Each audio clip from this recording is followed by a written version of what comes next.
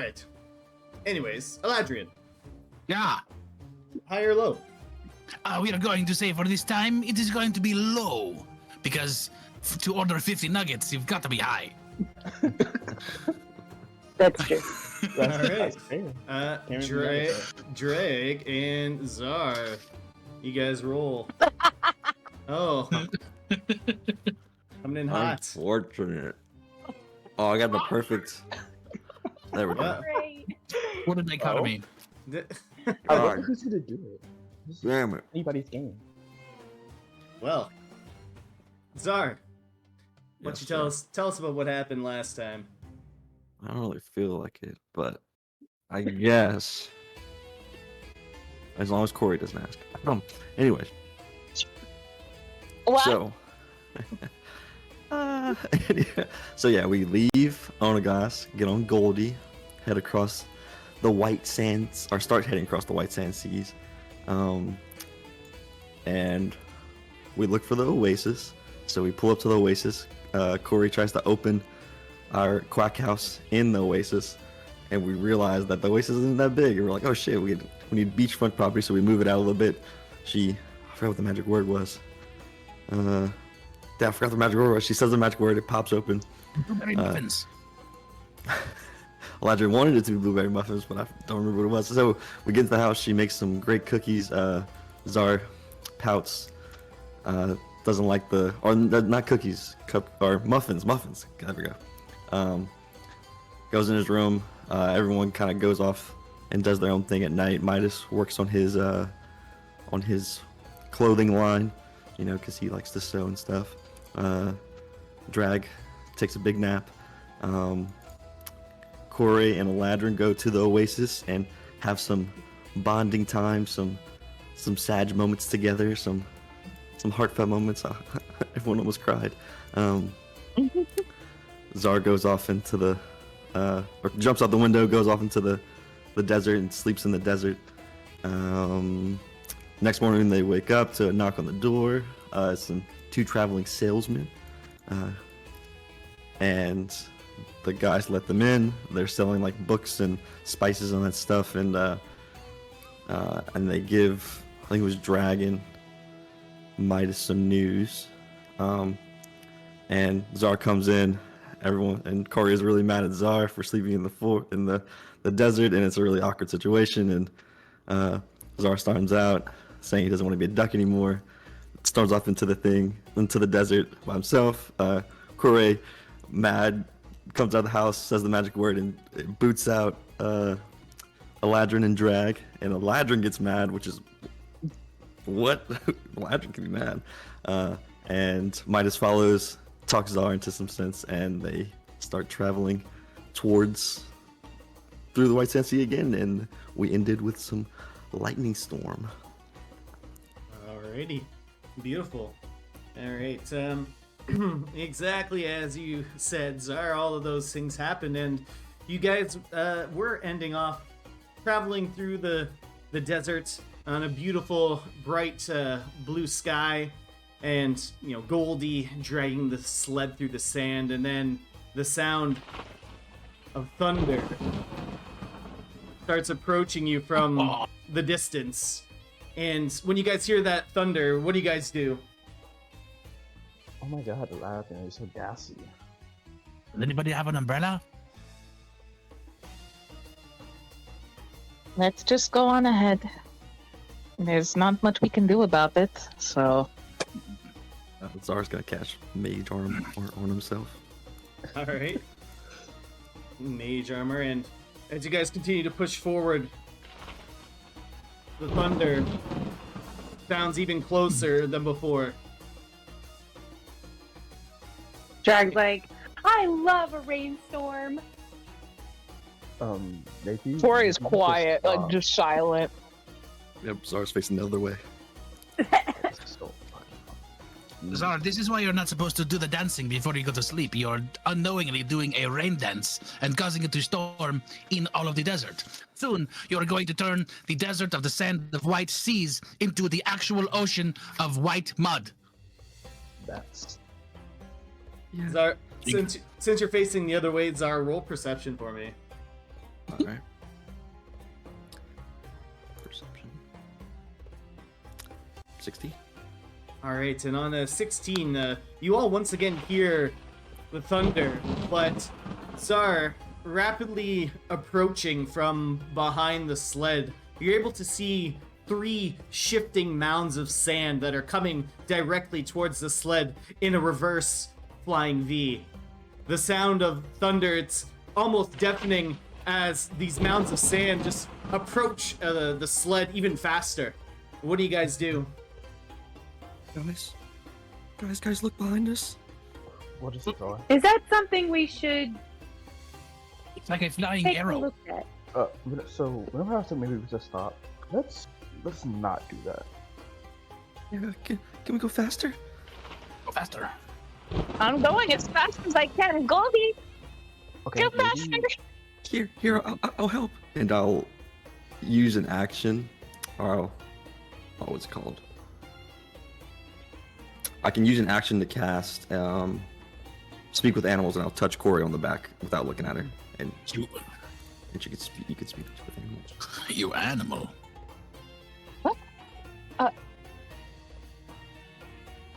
Goldy, hurry up. Because Corey doesn't understand what happened. There's something chasing us! What? Did you guys hear that? Was it the thunder? Because if it was the thunder, then yes, we heard the thunder. No! You hear that? There's the Goldy, thunder again. What do you mean, Goldie? you can talk? It's getting Goldy can- really close! Oh my god, Corey lost it. Wait, Tell another you. one. Goldie cannot. So now we have someone who talks to lizards, and we have someone who talks to books. Next thing you know, we're going to have someone who says they can talk to ducks. Zar, the shifting mounds of sand begin to get closer to the back of the sled, and you start to feel it nudge into the side, and now everyone's starting to feel the sled rock back and forth. Whoa. Whoa! All right, What guys, is that? what do we do? We need to figure this out. We gotta get it off. I don't know what to do. Corey, you Well, hear I hear what? Sorry, Dre, go ahead. She just says, "Are you sure we shouldn't stop?" Corey, you hear... They're catching up! I can't go any faster! All right. We'll need to stop and fight whatever the hell it is that's behind us. Otherwise, if we keep going like this, we'll just get toppled over anyway. You guys feel another thud against the side of the sled, and that really jostles you all out of your seats. Jostles us out of our seats. I don't think Like, are we out of the sled? Like you're Or still just- still in the sled, We're just not kind sitting of down. like your butts got lifted up and then you slam back down. Oh, okay, got it. Okay, so what Corey's gonna do is try to just like veer to the side, I guess, like to the right, just like to throw whatever it is off, and just try to bring the sled to a stop after that, if that All right. makes sense. All right, roll animal handling check Okay. as you try and direct Goldy to make a sweet Nat 20! maneuver. Oh, baby. Ooh, right. That's serious. Corey, how do you do this? Amazing How do you make maneuvers. this That sweet, is fast serious. and furious in a sled maneuver? All right, so tightening the reins. Corey's gonna talk to Goldy and say, Goldy, do you trust me? I trust you, Corey. All right, we're going to need to make a very sharp, sudden turn. I need you to be brave as you possibly can be for a lizard in the desert, and just move with me when I give the signal. Okay? On 3. All right? I'll follow your lead. All right. 1. And then the sled will jostle again, and then she'll go, ah! Like, just veer the sled over and have Goldy like, no, and just veer off to the side and and just have everybody hold tight. It's going to be a very sharp So Yeah. with this amazing maneuver, the sled begins to like tilt up, but really dig into like the right side of its railing that basically glides along the sand, and it digs in, and a lot of you are all kind of thrown to the right a little bit. You're all just squished up against each other as the sled just makes a huge carve right into the sand and makes an incredibly sharp turn as the shifting mounds of sand pass by you guys. But now your sled has come to a complete stop as you see the shifting mounds of sand are now circling back towards you guys. And I'm gonna need everyone to roll initiative. Oh yeah. All right. What? Let me at him. Somebody.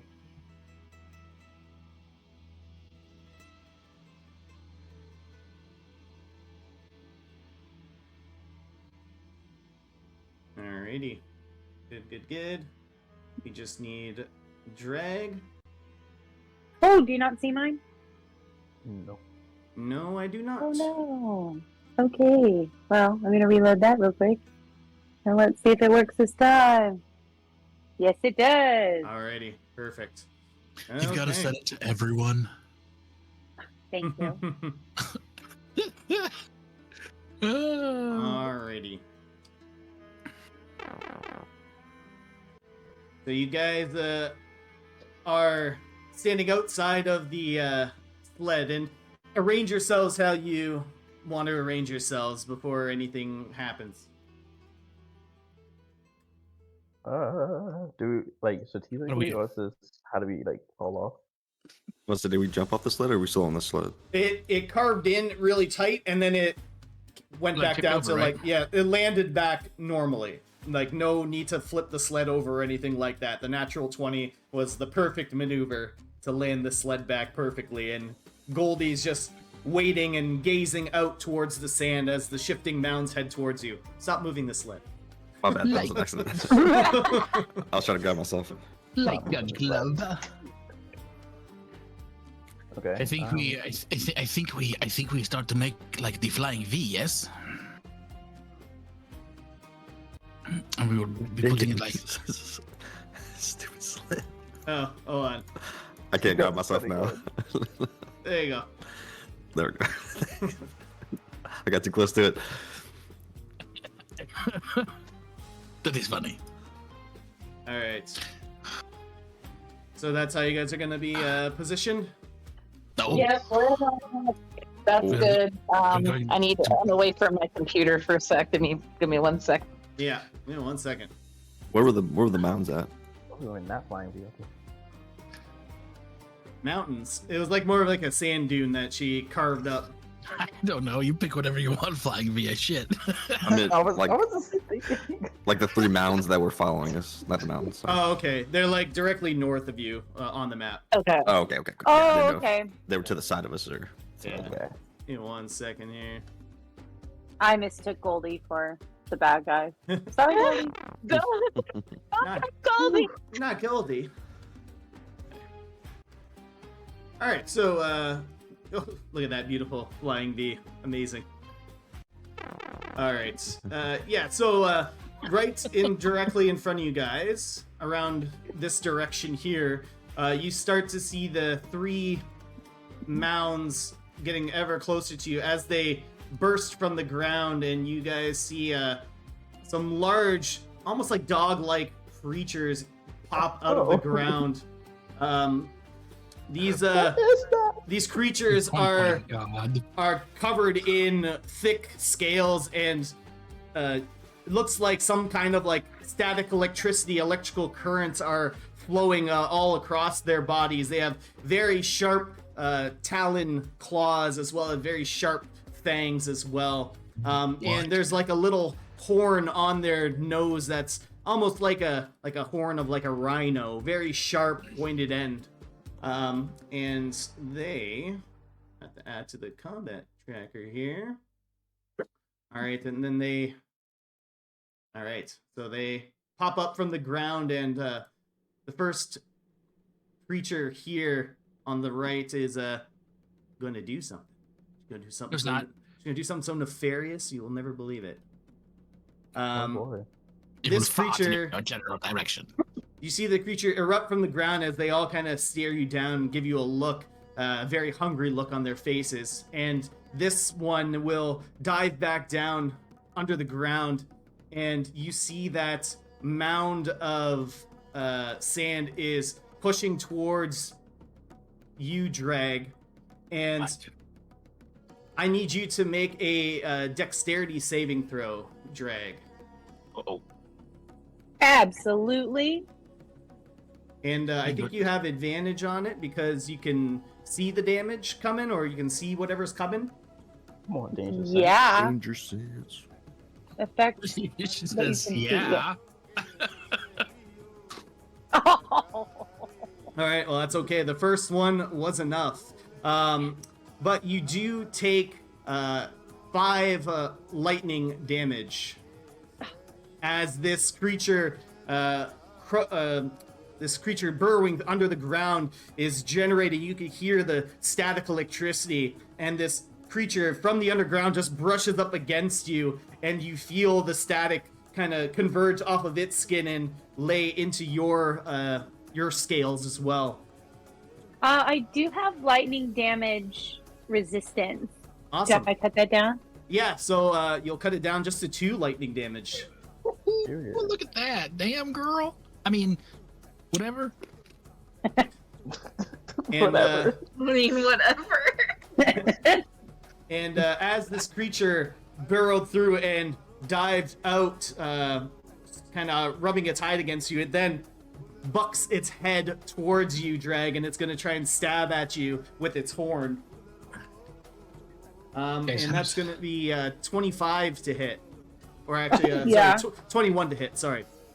Yeah. But that's going to gore you, and it's going to do quite a little bit of damage. There's 14 piercing damage. Damn. I lean back and tell everybody, oh, these guys want to play. And that's going to be this creature's turn. Midas, you're up. Okay. Midas is gonna, use his good old gauntlet. So he's actually not gonna hit them. He's gonna cast Shatter, originating from like right here. So to be able to get the blue and orange one, I'm pretty sure. Okay, yep. So that's a what save for him? A Constitution saving throw. I don't know if they are, but if they're made out of stone, crystal, or metal, they get disadvantage.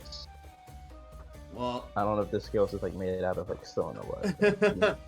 I can tell you it's not made of stone. Darn. So the first one's got an 18, and the second one is a 15. What's Okay, your my sa- DC's 15, so. All right, so meets it beats it, but roll the damage. All right, and this is thunder damage. Let me double check. Yeah, it is. Yes. Alrighty. So the shatter goes up, and you can see the scales on these creatures kind of vibrate a little bit from the shockwave, but they don't seem to be too phased by it. Anything else? Well, that didn't go how I planned. Midas's armor is gonna, like the runes of it's gonna glow as he casts his bonus action, which is where is it gonna be? His defensive field, so now I have 5 temporary hit points. Alrighty, perfect. So 5 temporary hit points for you. Yes. Is that the end of your turn? Yes, it is. Alrighty, Eladrian, you're up.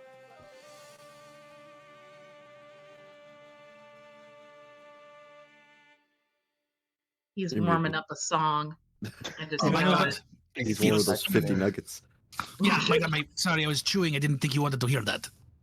Okay. Chewing in an accent is very gross. Anyway, so I'm going to take a spell, in fact, for a first time in a long time, and I'm going to take it, and I'm going to cast Slow. And I'm going to cast Slow on all of the bad guys. I will draw a square, if the size that it sure is supposed to be. Damn. And yeah, right? What's it? What's the dimensions? 40 feet All right. in a 40-foot cube within range. So I figure I do like this, and I get those guys. Yeah. And that's. Oh yeah. I don't- Yeah. I don't get any of the others. All right. And they say, "Ha, slow!" And they are now to save a wisdom saving throw? Okay. Right, Wisdom right? Save? Is that Yes. what it is? Yes. Okay, I alter time. Yeah, I'll send it to the thing. Wisdom saving throw. Okay. All right. So this orange one has a 14. Nope. Oh, another 14. Nope. And, well, that is 10. Nope. So all of them are slowed. Slowed. Okay. Very good. All Oh, right. that's right. So its speed is halved, and can't use reactions. Okay. Yeah, it takes a -2 penalty to AC. Alrighty. Yeah. And that's So get the, while you're there you go. concentrated. yes, I am thinking about this really hard. All right. But as I think about it, I'm going just to move a little bit back All right. as a part So- of my movement. I just want to see something. Okay. All right. I just wasn't sure if it's like they had to stay in this cube, but it just affects them in this cube, so I will delete the cube. Okay, cool. All right. So they don't have to stay in the cube. They just, if it affects them, it just if they were in the cube when I cast it. Yeah, that's what I'm Cool. reading there. I dig it. At Makes least sense to me. At least I think so. Alter time. Oh, maybe it is Yeah, a I mean- cube. Maybe it is a cube. You alter time around up to 6 creatures of your choice. In a 40-foot cube within range, affect the spin. I think it's fair to say. Or yeah. or be affected by the spell for the duration. So I guess they're affected by it when I cast it, and it's good for up to a minute. Yeah. And so if they were in it when I cast it, they're affected, regardless if they leave that space or not. Yeah. Okay. I just wanted to double check that. Yeah, so Yeah, I you're feel right. like otherwise they would have specified something about leaving the space. Right. Yeah. Cool Yeah. deal. Yeah, no, they still have to keep doing the wisdom save. Yeah. All these high-level Think- spells, I'm not used to it. My bad. My bad. But anything else with your turn? This time, who? Yeah, I'm just gonna go. I'm gonna throw a bardic inspiration over to Czar. All right. One bardic inspiration for Czar. Sounds good. Bing, bing, bing, bing, bing, bong, bong. All right. Is that everything? That's all I got. Alrighty. Perfect. Next up, it is Dragonista. So first Drag's gonna rage. And she's gonna strike a pose while she's doing it. And then she's going to hit the guy that just mauled her, rude, with her one-handed trident. All right. And that's a nat 20. Period. Oh, dang. All Way right. to start. That's a good, Yes. good first attack there. We've already had 2 nat 20s in this game. When will it be my turn? So, then my glitter angels get him too, right? Yep. I'm just gonna Okay. put a little blue marker on it. Yeah, you're glittered. Um, They're glittered. So with that, so with your first, Yeah. Try. your first attack, Dragonista, as you stab your trident into the creature's side, that static crackling electricity along its body jumps down your weapon and onto your hand, and you take 3 lightning damage, but you resist it, so you take 1 lightning damage. Okay. But your attack does find purchase and hurt this thing. So I'm gonna do it again with my Alright. offhand too. And that's a 14. All right, and that's all right, 14. Yeah. With the slow, it hits. Yes. Nice. Oh yeah. Come on. Come on, little electric lizard. Yeah. That's 3 extra damage. All right. Well, that's is your rage +2 still for an extra damage? Man. +2 melee damage with strength weapons. All yes. right. So also your one-handed trident, because you hit critical, you do a little bit extra. So it's the first damage is 6, so 11 plus 5, 16 on the first hit, and then this one is 5, so 21 total damage on the first attack. Wow. Yes. And you do take another 1 damage from the electricity jumping from its body and hitting yours. And she kind of like jolts and shakes it off. She's like, yeah, we're just getting started. And then, so they can't react because they're slowed, right? Yeah. So I could run over to the other one and do the same? Yeah, but I believe your glitter angels will only affect 1 target at a time. Yes. So only he's got the glitter angel. And Yep. I just want to rage on over here and attack that guy for my second one. Yeah, certainly. Not a bad roll. 25. That'll hit. 9. Yep, so 11. Yes. Once again, that little lightning bolt will hop out and strike you for 1 lightning damage. Okay. And we're going to go off with the offhand, too. And that's 21. 21 will hit.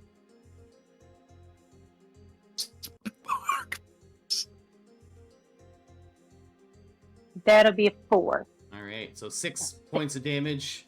And once again, that lightning bolt will hop along and strike you for another 1 point of lightning damage. Yes. All right.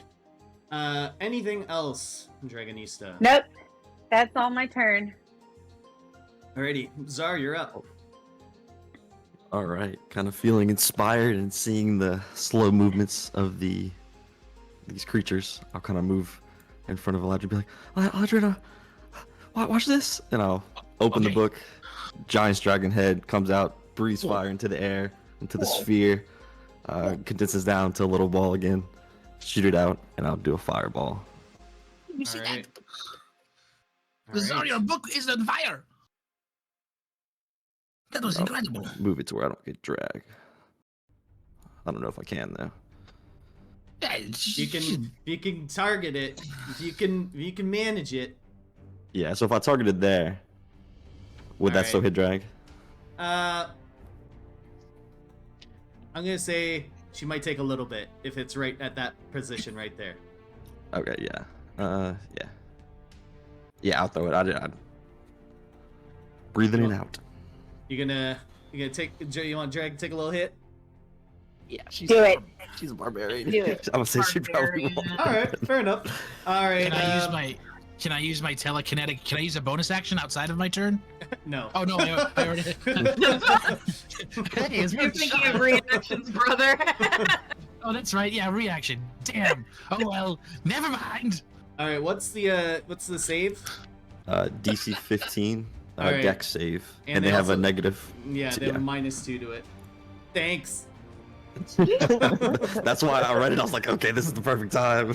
I don't know what That's they're talking about. that's fine. Alright, Take a little bit. So the red one got a 19.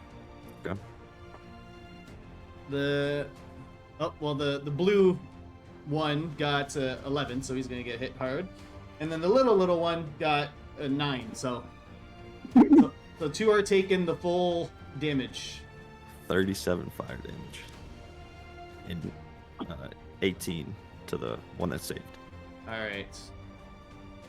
Quick maths. Hold on.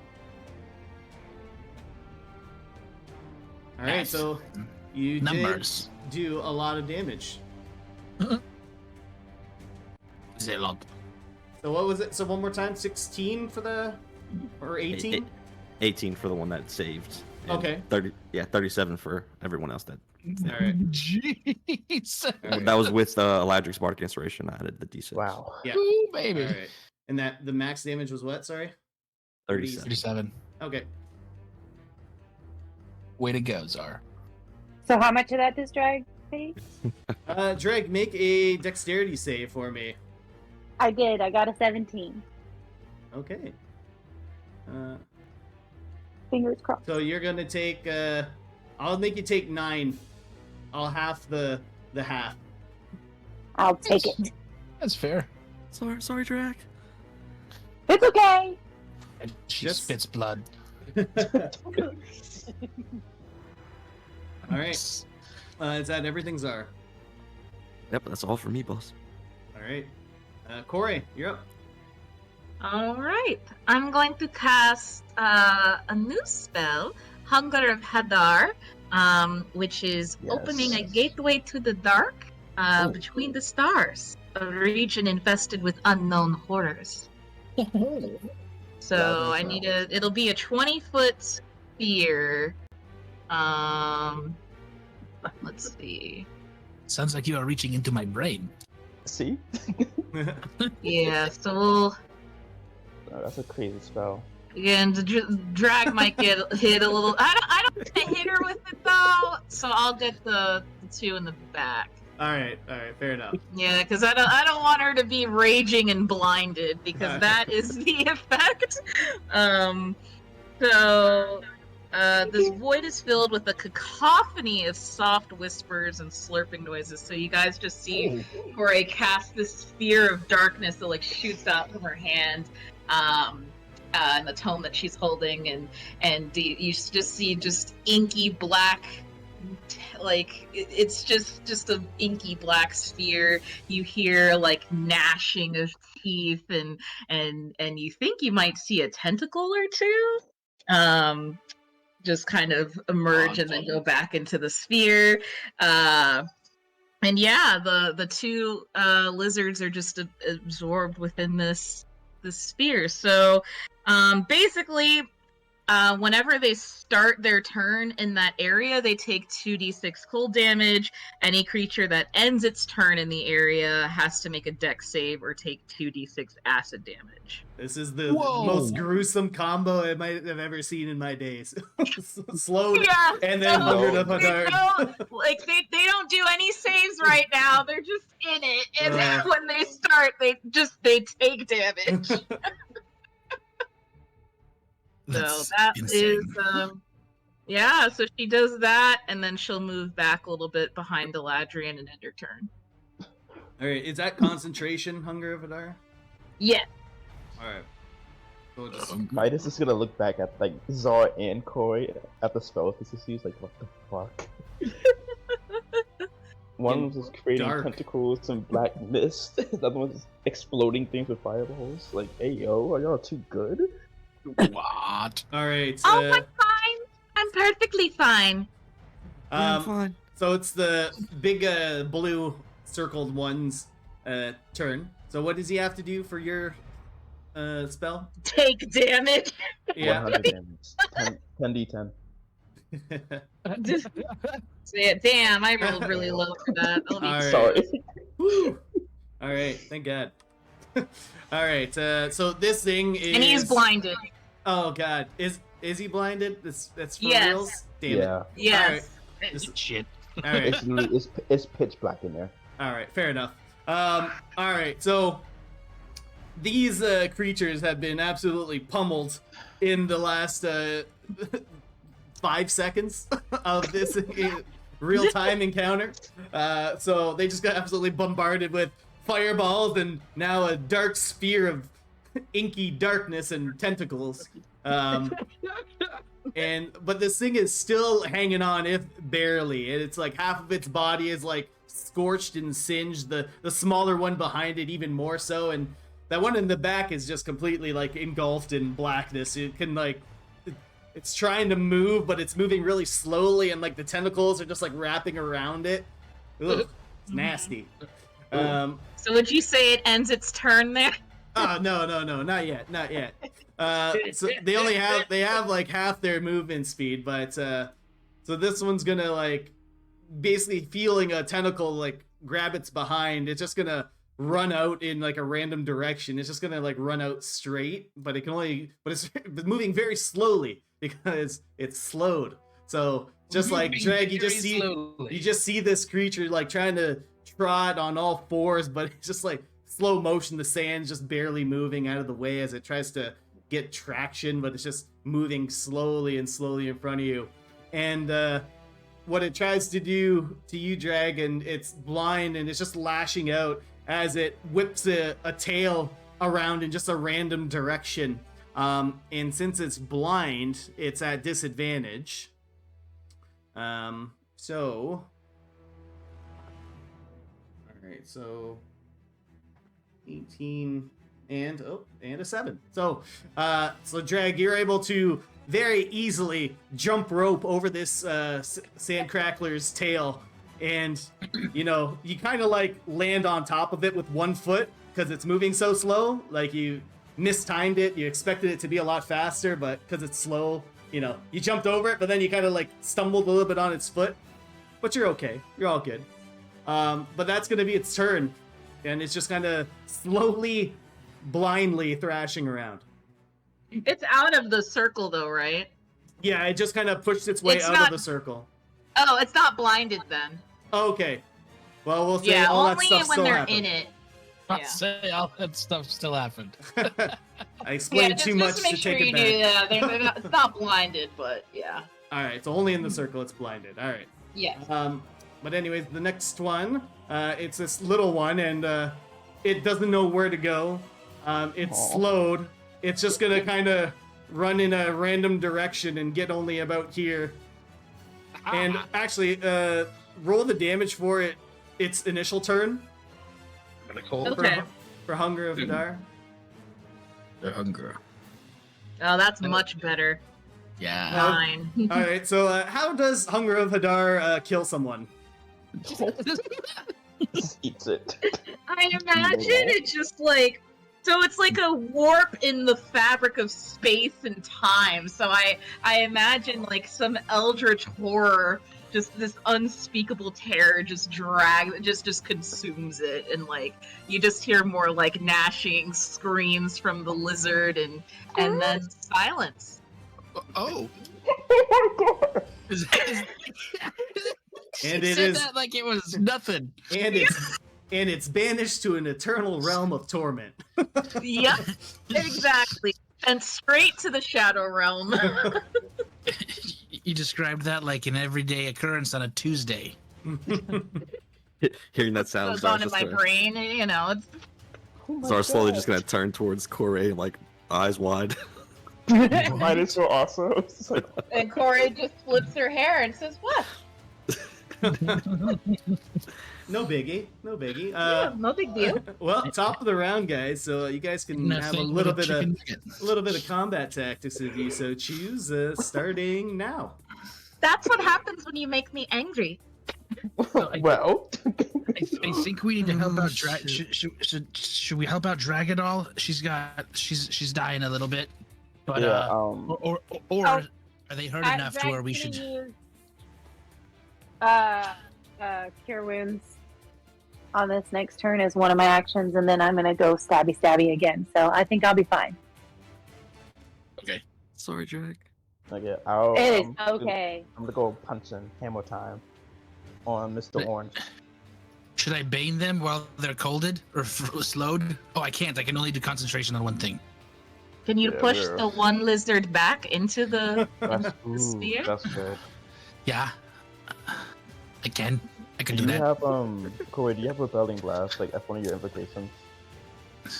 Repelling blast? No. All right. Okay. That's it. And Drag, I heard you planning something. I will say, because you're a barbarian and you have a magic spell, it doesn't usually happen. But for the attack action, like to get that extra attack, you have to use the attack action on your turn. So you can't use the cure wounds and then attack. You have to like use the attack action and then you get extra attack because you use the attack action. If that makes sense. Okay, got it. That's just how the extra attack economy works. Got it. But it is this creature's turn up here. She's currently slowed, but very distracted by the glitter angels. It's gonna try and go towards the source of the glitter angels, and so it takes one slow step over to you, Drag, and it's gonna try and attack you with its horn again. Very slowly, I might add. But the slow doesn't impact its attack at all, I don't believe. No, doesn't. Just has -2 to AC and dex saves. Alright, Yep. so Oh wait, if the creature attempts to only cast take if the creature attempts to cast a spell with a casting time of 1 action. well, we're Is that not what you're casting. We're not casting spells. Oh well, It can damn. only Right. take, Lizard. one attack. So if it has multiple attacks, you can only use one. Yeah. Yeah. It only has the 1 attack, but with a 24 to hit. Oh, So goring you, but you are currently raging, Drag, so you take half damage from that attack. So you'll take what did I say? Did I say 16? I meant 14. But you'll take 7 piercing damage. Got it. That's gonna be that thing's turn. Midas, you're up. Midas is Wow. kind of just fell on my lap. Midas is gonna yell, "Hey, porcupine, look over here!" and just start hitting on it with its thunder gauntlets. All right, roll that attack. That was so close. Doing not 20. Oh.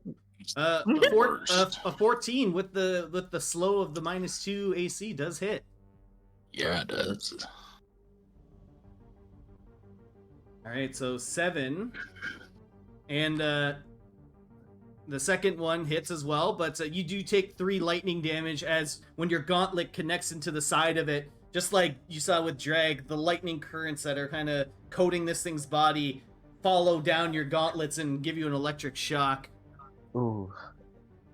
Midas is like twitch a little bit as he goes in for the second, like the right. And Yep, just yeah, 1 that's- damage. So you do take another 3 lightning damage when you hit it. Okay, and that first one was also 3, right? Yeah. Okay, cool. And then that's with my. Oh, wait. first attack. That's You the ha- front guy? Yeah, but it's him. It's Midas attacking him, and it's just the effect happens when it's Okay. he gets hit by it. Like he's not attacking him. It's just Got like a passive damage that happens because of the lightning along this thing's body. Got it. Then Midas is gonna go in for the second attack now. All right, That's awkward. that does not hit. Okay. It's okay, I got 2 hands. 11 does not hit either. What? Oh. You're still This- reeling from the shocks. The electric kinda like- shocks like causes your gauntlet to like malfunction a little bit. It can't, fully extend. It's locked up at the elbow. That's awkward. Is that Well, everything? That's Yeah. never happened before. And I did get hits off, so now it has disadvantage on anybody but me. Basically, this thing's like double disadvantage. That's how I'm gonna rule it. Oh. If it gets if it gets hit by the glitter angels and your thunder gauntlets, then it's just got disadvantage on everybody. the storm and roll. Everybody. Yeah. Love it. All right. Next up, Eladrian. Eladrian. Yes, for my turn. I'm going to take it and I'm going to say, you stink. And then I'm going to, what am I going to do? I'm just going to cast Firebolt.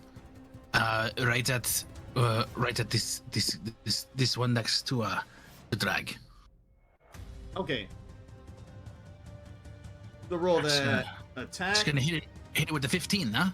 Yep, a -2 will do it because it's slowed. Yep. I'm going to be something like, here you go, this is going to hurt you. Pow, and a 13. All right. How does the firebolt kill this thing? So I take my as I have my loot, I will jump up and do like a pirouette and like do like a superhero landing pose, and then strum my lute. And as I strum it, like the music notes will come out, and they will shoot like little fire bolts from the sound hole, right out of the lute into the air, right into the porcupine electric eye, and it will like start his. It will look like a big marshmallow on sticks, just a lot of sticks. All right, I like it. And these things just kind of burn into this creature as it can't take any more punishment from the fire. This thing's absolutely been burnt to a crisp for this fight, taking a fireball and now being ended with some fire bolts. Anything else, Eladrian? No. Alrighty, perfect. End of turn. Dragonista. Okay, so This thing ain't looking too good. is there any way that I can try and pick it up by the tail and throw it into the void? Yeah. You know what? Yes, there is. Absolutely, there is. So roll. So you have a strength check, with advantage, right? Because you're raging currently. So make an athletics check, and I'm just gonna roll Plus something 6. here. 20. 23. So it's with advantage. So roll it again. Oh, roll it again. Yeah, maybe Okay. a crit. That would be great. Come Oh, on. no. No. So close. It's okay. All right, so this thing, it's a large creature, so it does take a lot of effort. But with a 23 beating this thing's 20 that I rolled, how do you toss this thing in there? Oh, yes. So I pick it up like a discus and I pull it up to the top and then back down and around and I just toss it in. All right, beautiful. Now I am gonna say it's not gonna go like 100 yards or anything like that, but you do sail this bad boy clear into this current Yeah. dark void that's just in the desert. Yes. All right, and is that everything? Yep. All right, perfect. Zar, what are you up to? Well, I can't see the thing anymore, can I?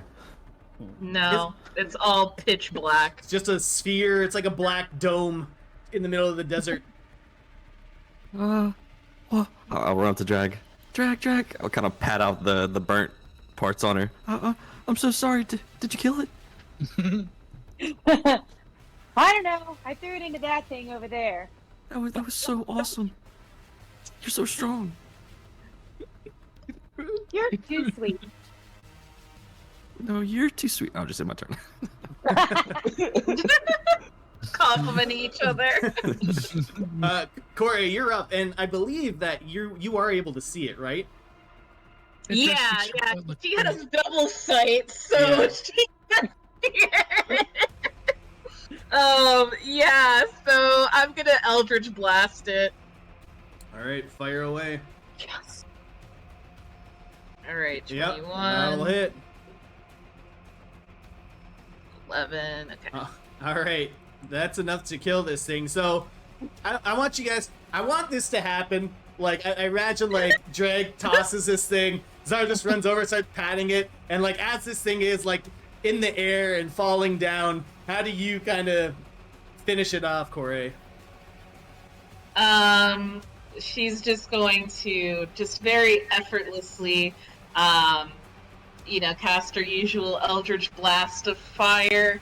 Her hair will glow, and you see like just trails of fire where her hair usually is, and she's just gonna just snap her fingers and just send this thing flying straight for the lizard, and it just crashes into him and just sends him just plummeting down into this sphere, this abyss where it just gets eaten up.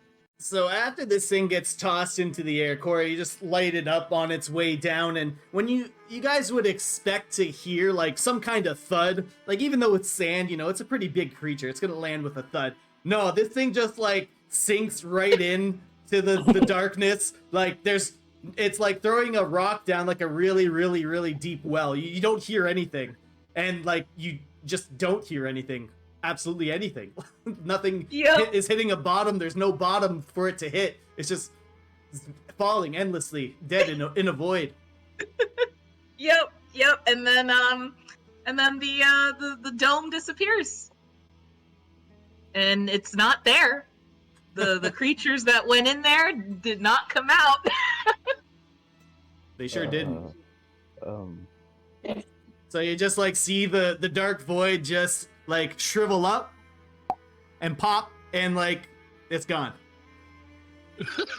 But it was that was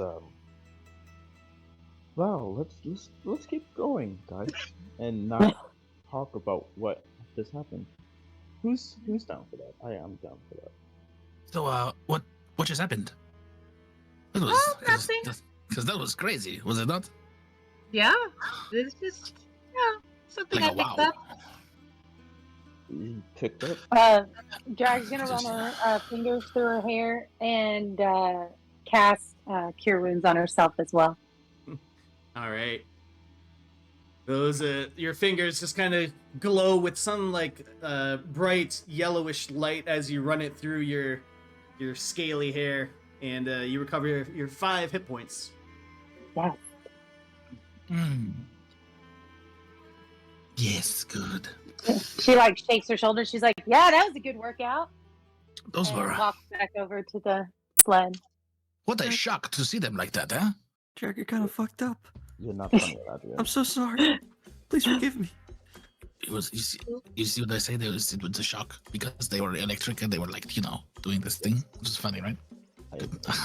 Yes, you like the joke. Let's go. You know this. No, it's not. You love the joke. Guys, Midas is laughing at my joke. There's not a single laugh coming out of my mouth.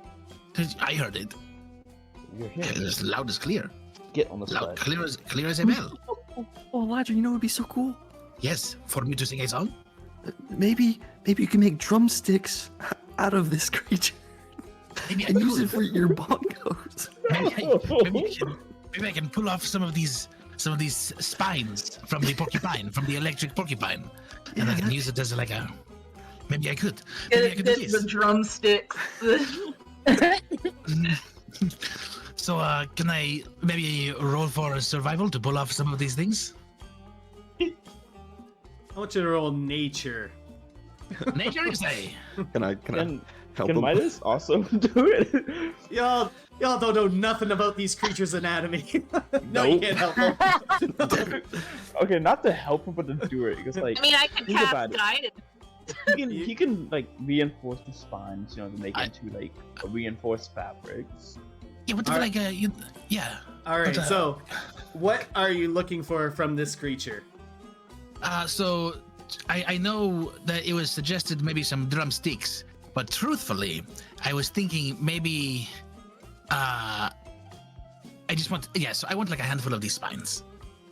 All right, But, so or the- whatever it is that create maybe he's like even if the spines or whatever, like he has an electric gland or something that makes the spines electric. Yeah, like he's if I need to do like a brain surgery and like find his pituitary gland and grab out like the electric piece of it, I can take that. Yeah, that's gonna be one of those things where like even if you roll the nat 20, I'm not giving that to Eladrin. You know what I mean? Like he's not doing Yeah. brain surgery Eladrin on a wouldn't even be able to pituitary gland. Say that. You didn't even be able to say pituitary gland. The pituitary. Yeah, I would take it the gland, the pee-pee, the PP glands. pee-pee gland. So I don't know if I want this pee-pee gland. So what are you looking for specifically? So yeah, drumsticks makes I kind of want to turn them into like arrows or something. For like does anybody? Or maybe I can put it on the tip of my rapier. I want to like imbue something with electricity somehow, and like turn it into like I'm not I take my sword and I take these electric quills and I like tape it around the blade so that it's now an electric blade. You know what else would be cool? Yeah, what? Armor, like leather armor. Yeah, electric Somebody armor. here knows how to do that. Yeah, I knew this. Or like maybe I could make it into like an electric whip, right? I've heard about 5 suggestions. What are you looking for? You guys got a lot of great ideas, but I want you to pick one of them. I want a whip. I want a whip that I can use. That I can have one of the electric spike. What is it called? Things. You know, the spiky ones, the needles, the things out of the porcupine. Yes, that's a quill. That is it. I will take that. I will take a quill from it so I can tie it upon the end of the whip, and I will whip it, and it will stab the people with like a. Right, with an electric, like that would hurt them like this. That is what I want. All right, so I'll say for proportion-wise, like these quills aren't like porcupine quills per se. They're more like kind of like scales, pretty large scales, and they're quite coarse and rough. They basically been like the way that they generate this electricity is like gathering static electricity as they carve through the sand, and like the scales help them to generate this static electricity. So like the scales that it has are pretty large, like I'd probably say like dinner plate sized. Like they're pretty big scales. So all right, so what about this? So what if I take one of these scales and I take the scale and I somehow push it like into my shocking grasp, right? Because I have this shocking grasp, and I take the scale and I like, I do like I add it to my shocking grasp somehow and have that so it's fuck, I don't know. You're the boss here. You tell me, man.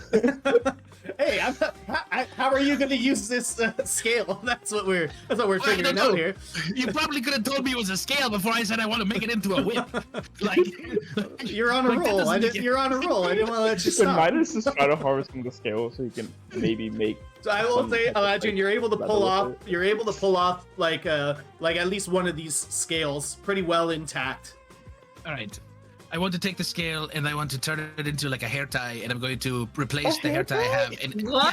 Yeah, did you miss the whole? Did you miss the whole part where I said it's like the size of a dinner plate? Yeah, so I cut the hole in the middle of the dinner plate, right? And I make it like I cut the hole, right? Like I take like a cup.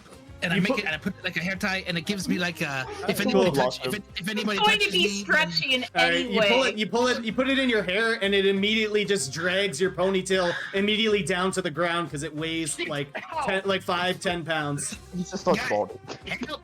Somebody help me! Help! Midas is not even look over. I got it. And I'll hold it up on his head and just walk behind him. It actually looks really good. Perfect. Yes, see, this is perfect, guys. This is all I need.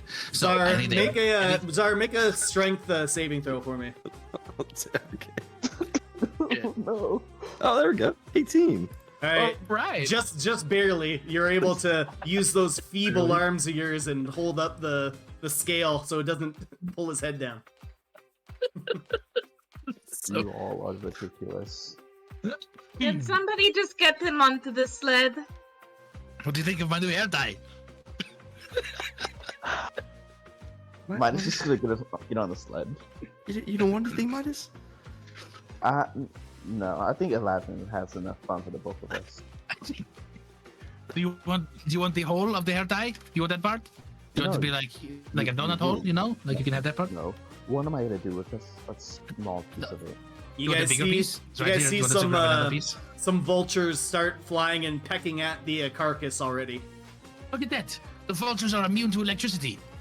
It's Aladdin, get on. All right, I want to go. All right, and I grab like 2 more scales just because I need them. Unadulterated scales that way he can have one. Roll another nature check. Yeah, one more check for the nature. I will do a 13. You're not able to get any good scales because they're all burned. Because you all burned this thing to shit. Damn you guys. All right, to bed. Yeah, maybe you shouldn't have cut the scale. It was a great idea. Yeah, Corey, as soon as Eladrian's ass is back on the sled, she's just gonna leave. Just gonna tighten the reins, get Goldy. Nobody said don't do it. So I mean, I thought we were all in agreement there. And Midas, you know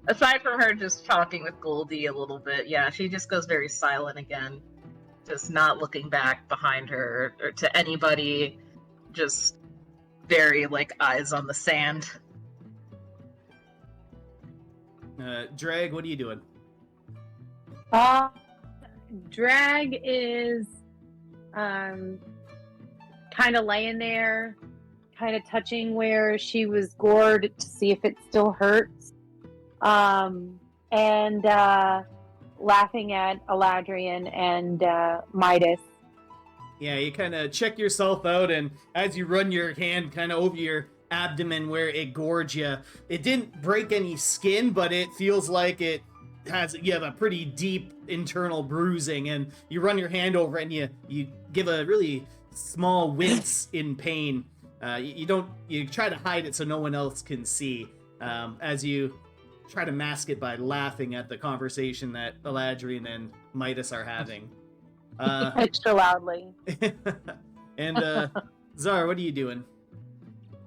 Yeah, kind of same as Corey. Just after like the couple of jokes or something like that we made, playing with the electric beast, kind of got back in the same spot and just facing behind us, not saying anything, not laughing, just being stoic. All right, wonderful. So continuing for the rest of the day, the journey's uneventful, just sand as far as the eye can see, and continuing forward, the day turns into night, and you guys need to set up camp for the night. So what do you guys do? How do you guys do that? Setting up the house. Let's get it. There's space for me to set it up. Oh, there's lots of space, lots of prime desert real estate.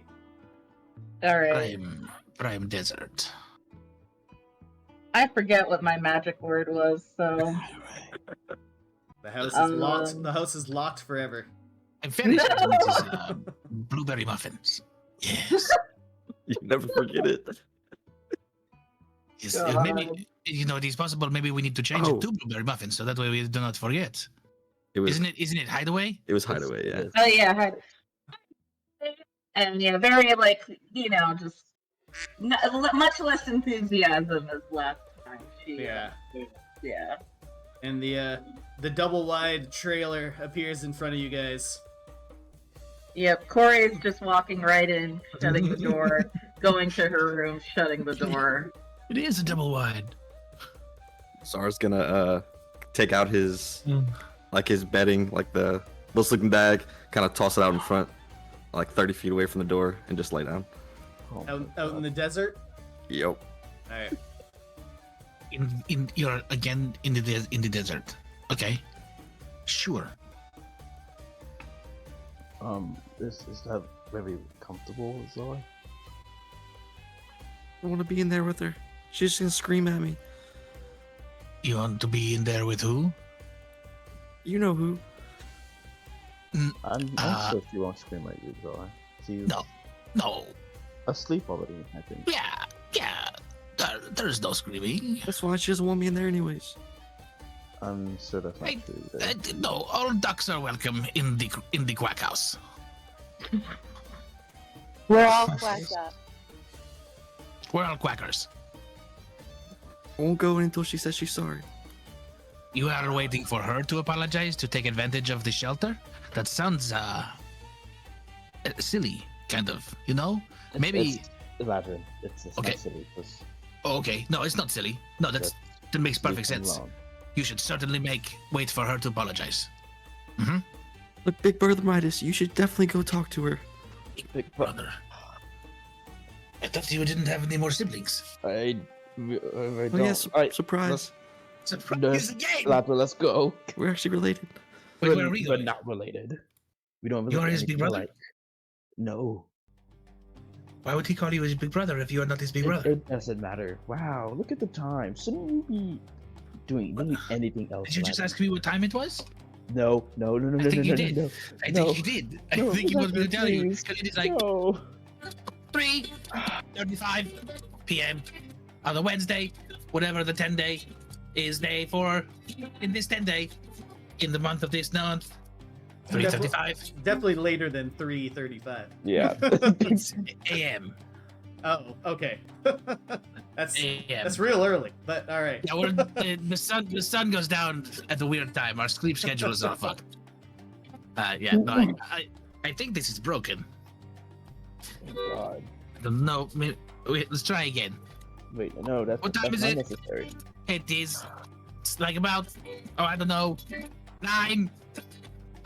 12. Yeah, it's about 9:12. Because we have a 10-day week, but a 24-hour day, so it's about 9:12. Okay. That's right. Thank you, Elijah. 9:12. Drag, what are you doing?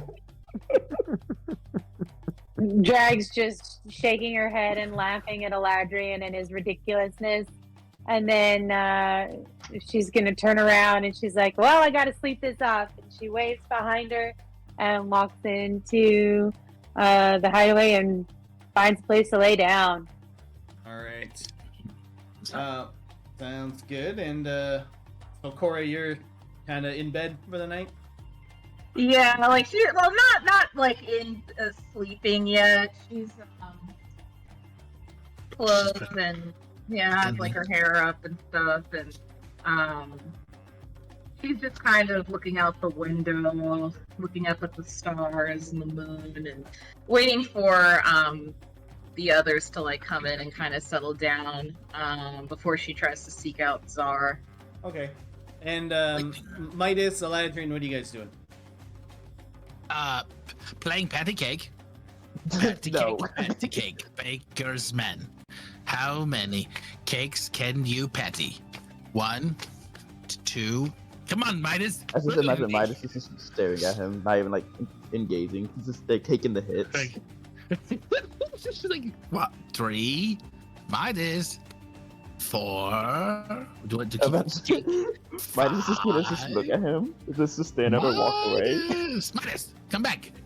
I gotta Come use the restroom. Come back. Oh, you think there are 2 toilets? We can go together. No. But you No. Midas, No. you are my best friend. That's so good for you. Midas, where are you going? Eladrin, I think Zora wants to talk to you. Midas. Bye. Midas is gonna go upstairs quickly. not even looking back. He's gonna go to Corey's door and knock. All right, Corey, you hear a knock at your door. All right, she's gonna slowly open it, and when it's Midas, she's more receptive to him and just says, "Oh, hello, Midas. If you want to come in, Corey. Yes, please. all right." And she knows what it's about, so it's like she lets him in, and she says, "I'm just waiting until everybody else goes to bed. I was planning on speaking with Zard privately." How do you even know that's why I was here? What if I just, wanted to look at your room decor? Corey's giving him a look like, "Are you serious? When have you ever just come into my room to chat?" Well, you just now started using your little crack house, so now. Are we really calling it the Quack House? Sorry, I've been around Aladdin a bit too much. Yes. I mean, it is nice that you two seem to be getting closer. What? You know. He's getting closer, and I'm running away as fast as I can. Right. But you're right. I'm not here about the whole decor thing. You are gonna talk to him, right? Yes, I am. Okay. Because if I don't, it will just keep being awkward, and I don't want that. There just Good. didn't seem to be a good time to bring it up. Yeah. That's because each time y'all two was around each other, it was like chaos. fire and ice. It's like me and Eladrin when Eladrin like does like opens his mouth and it's going to kill him. That's what it reminded me of, and we can't have that happening. Especially not now. Well, I certainly not going to that extreme with Zar. It's just. I wouldn't be surprised. Y'all had some weird, wicked ass magic tonight. With their whole black orb of Eldritch shit, whatever you have going on, and his, flame book. He did, accidentally hurt Drag. Who knows? Maybe one day it won't be Drag. That is why I stick to the back and not the front of the party. But I'll be fine. I am sorry about yesterday kicking you all out of the house. Or today, It's whenever fine. that happened. I wasn't phased. But the others probably. Yeah, I've never seen the Ladrian upset. Yeah, you really fucked up, huh? Yeah. I mean, you should probably apologize to the other two also. They probably don't care, but it's the thought that counts. Yeah. And when you apologize to Zar, don't make him seem like an idiot when you do. And don't yell. Even if he starts yelling, just don't yell back. I know. Be sensitive. You think I don't know that? It's just. I mean, if you did knew that, we wouldn't be in this scenario, huh?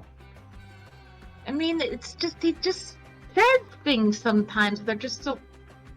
I don't understand.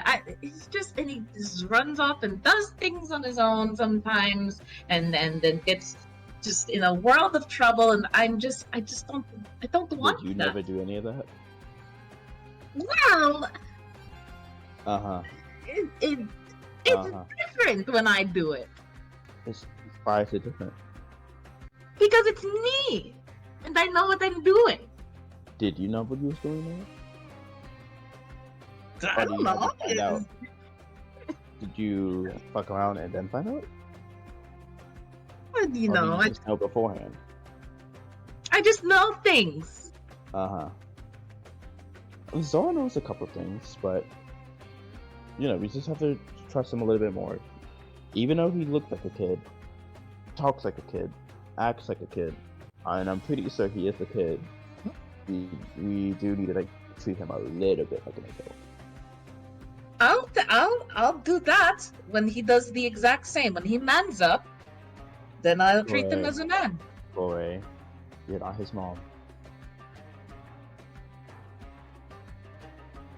It doesn't seem like he trusts us a lot, though. Just hanging out in the desert by himself for seemingly no reason. Doesn't that seem a little odd to you? No reason. Okay, yes, it's a little odd, but I don't know. I'm just giving him the space. I'm nobody's parent, so I'm not gonna parent him. Fine. Then Just go easy on the kid. maybe I'll just give him some space tonight, too. I think we should talk to him tonight. Just in case any more of those porcupines come out, I don't want him sleeping outside. I highly doubt I will be able to do anything to bring him inside. If anything, never I will know. probably walk out. No, I know exactly how this will go. I walk out. I say, "Oh, hello, Czar," and he says, "Fuck you," or something along those lines. And then I go, "Okay," and then I leave, and that will be that. Well, you don't know if you don't try, so just try. Fine, I'll try. Yep, and if it works, just know I will be saying I told you so. Right. All right. Well, off you go then. Okay. Midas is gonna slowly open the door to make sure Eladrin isn't in the hallways. And then once the coast is clear, he's gonna quickly go to his room. Yeah, and then once Midas is gone, Corey is going to look out too, just to see, if anybody else is in the house before she goes out to talk to Czar. All right. Drag, Yes. what are you doing? Are you sleeping yet? You're muted if you're trying to talk. All right, Elijah, what are you? Oh, wait. there she is. Already asleep. Sorry, I thought I was unmuted and I was talking. So Drag went upstairs and tried to sleep, but it hurt everywhere so badly that she had to stand back up. And she slowly decides that she's going to go outside again and starts walking out. And then she kind of hears people talking and stops in her tracks to try and listen. All right, roll a perception check for me. Okay. That's a solid 8. All right, so you hear at least two voices talking, male and female, but you can't just get a grasp of what they're talking about. It's just muffled through the walls. So she just stands really still and then starts to tiptoe towards it, but very sneakily, All right, or at least trying to be. roll stealth for me as you try and. So you're doing this as Midas and Corey are having their conversation. So Yes. you are stepping on every squeaky floorboard that could potentially be in this cottage house. Every step you take, it's just a loud creak in the board. You're like, oh no, I didn't mean to do that, and then you take another step, and it's an even louder creak. And as you kind of approach the room there, this is when Midas comes out, and you just kind of nonchalantly just turn around and start walking the other direction. Yes. And as you kind of, I guess, make your get yourself comfortable in maybe the parlor room as best you can, Eladrin, what are you doing?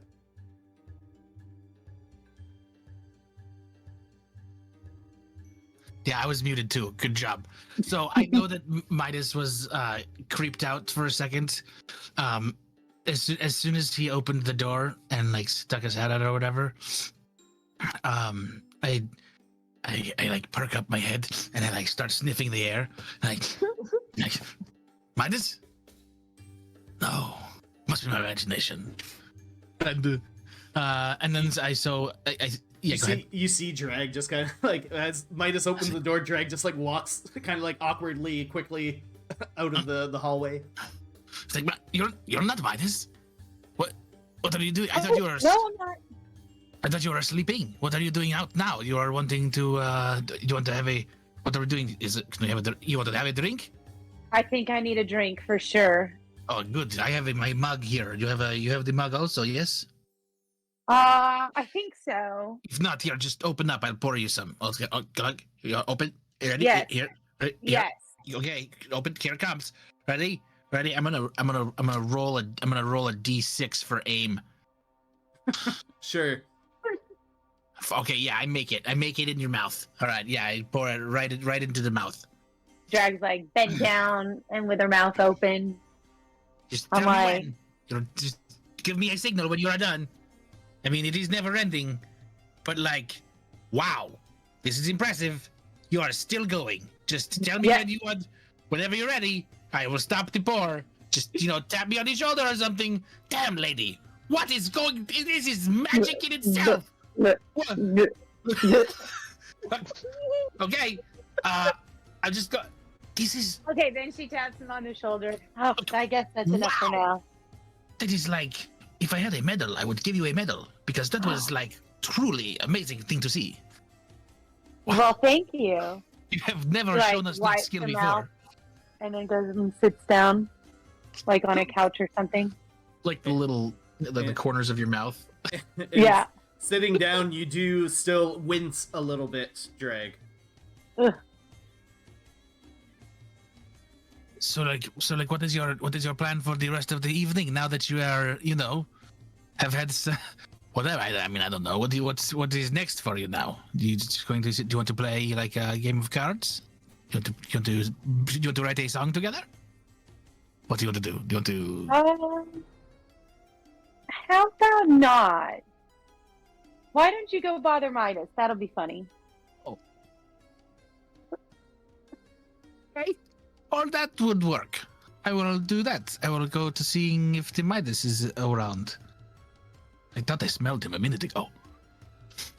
Midas? Midas? Midas is the lock his door. Midas! So as soon as Eladrian says the name Midas out loud, just the whole cottage goes quiet, and all you hear is the sound of a lock, just locking a door. Yeah.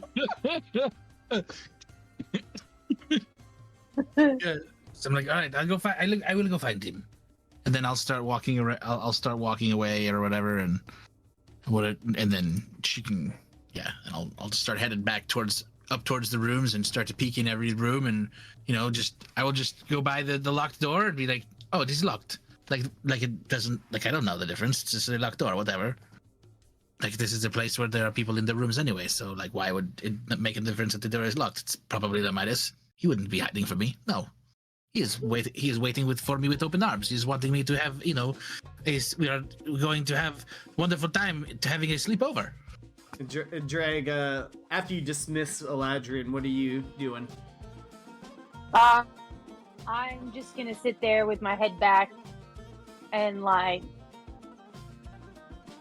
not be asleep, just like,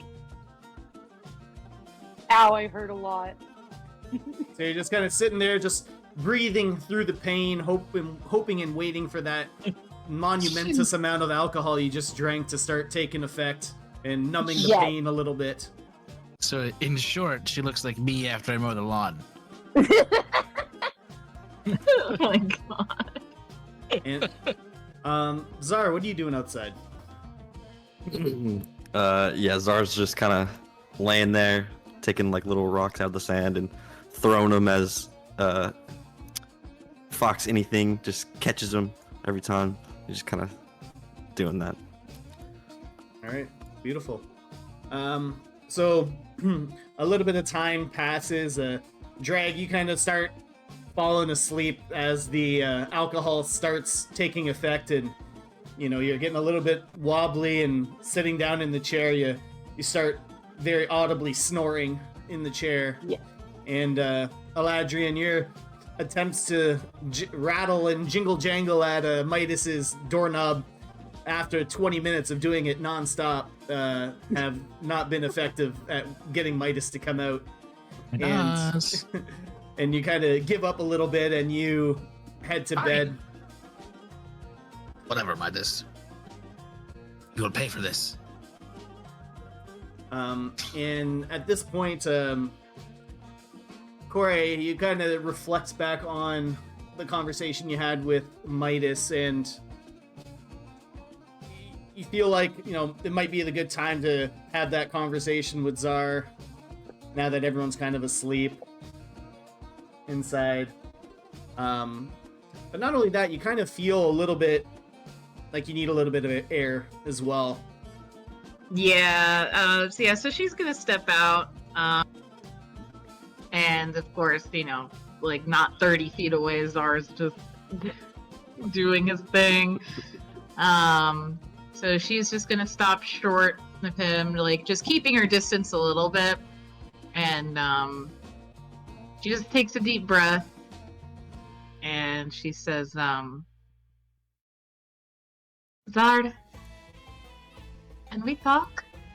And as Corey walks out, Zar, you're facing the opposite direction, but anything in its fox form kind of perks up its head and ears when it sees Corey, and you hear her question to you.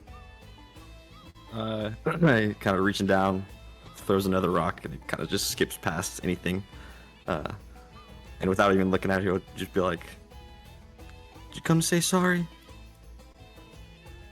I've come to talk to you. That's not what Midas said. Midas said you were gonna apologize. I'm not going to apologize because he told me to. You know that. If I will apologize, it's because I want to, and I genuinely do. I am sorry for how I acted. So his head will kind of like turn around and look you in the eyes for the first time in a while, or in the past 2 days. I just don't want to be treated like a kid, and I feel like everyone in the group just treats me like a kid. I'm an adult. I've done the things y'all have done, but it seems like every time I do something, I get in trouble with y'all. Like I'm at fault. But Eladrin does something crazy, and it's like, okay, yeah, that's just Eladrin. Or Midas wants to go do something, and it's like, okay, yeah, Midas is 100 years old, so it makes sense. Well, that is true. I can certainly see from your perspective how that would make you feel, and I didn't consider that. So, going forward, I will treat you with the proper respect you deserve. You promise? Yes. Um, But the thing is, oh, sorry. What? no, go ahead. Sorry. Okay. I was going to say, but there is something that concerns me, and when you run off and do things sometimes, it just, I can't help but worry. I mean, I know you are more than capable of protecting yourself if need be, but I feel like you're hiding something from us. Why would you say that? Well, because anytime I ask, where have you been or something, you just dodge it and you're like, out, I've just been out or whatever. And you don't want to talk. And I mean, do you have to? No, you don't have to. You don't have to tell me everything or anything, but I just don't want you to think that you can't tell anybody anything. I'll tell you guys everything, though. I haven't kept anything from y'all at all. Really? Not even... I mean... Alright, hold on. Czar, now, I want you to just privately roll me what you want to classify this as. So don't say it out loud. Okay. Just roll it to me. How do I do it private? Okay, there we go. DM. I'll do a test roll just to make sure. Oh, no, I'm not doing a test roll. Okay. Because if it's a good number. Yeah. Okay. I'm rolling to you now. Alright. Hopefully it should be private. You literally send it to everybody. God! It says send to DM. No, it doesn't. Dang it. Wait, how did I... It says send to Dungeon Master. Why did it say that? I wonder what it is. Alright. What's I that? get... That experiment failed. I'm But sorry. Corey, roll insight for me. Okay. My bad. Sorry. It's perfect. On the VTT it says game log roll to DM, and it. Alright. Yeah. So, Corey, you know just from his tone, that kind of awkward, no, I'm not hiding anything. You know, like something's up, but, you know, to you it could be like something really innocent. You're not sure, like, the whatever he might be withholding information about. You know who he is, but you're not like, you're kind of in this delicate situation where probably not going to press too hard into it. if Yeah, that makes sense. that's kind of what she's wrestling with because she knows Zara is a bad liar. So there's that. But she just sighs. And she looks at Zara. She gives him like a hard stare for a minute, for a few seconds, like giving him a chance if he wants to backtrack that. Why are you looking at me like that? Huh? What? Why are you looking at me like that? Oh. Zara, I'm serious. If there is anything you want to tell me, you can, and I won't judge you or anything. I mean, yeah, you can kind of see he's very torn about it, about wanting to like it's hard for him to get out. Look, sometimes, I feel like the only way you grow up, you just have to own your mistakes. And I feel like if I get advice from you guys about the mistake that I made, then well, am I actually learning, or am I just taking your life experience? Does that make sense? Sort of. But learning from other people is also how do you grow. I mean, our advice, is based on our experiences, sure, but But that seems like you have to take it. I don't know. it seems like a shortcut. Seems like I feel like I'm missing it, like missing the learning that I should be getting, by riding the coattails of other people and. Let me put it like this. Say you are out in the ocean. Your boat is sinking. You do not have the supplies to fix it. But you can see in the distance there's, you might have let's say you have a flare on you. I'll be generous, say you have a flare on you and you could get the attention. You're not used to the water, right? Do you have any experience sailing? No. Okay, so you're out here stuck. You could try to fix it yourself with what you have, which is, probably your first step, trying to fix it with what you have, but you don't have the tools to fix it.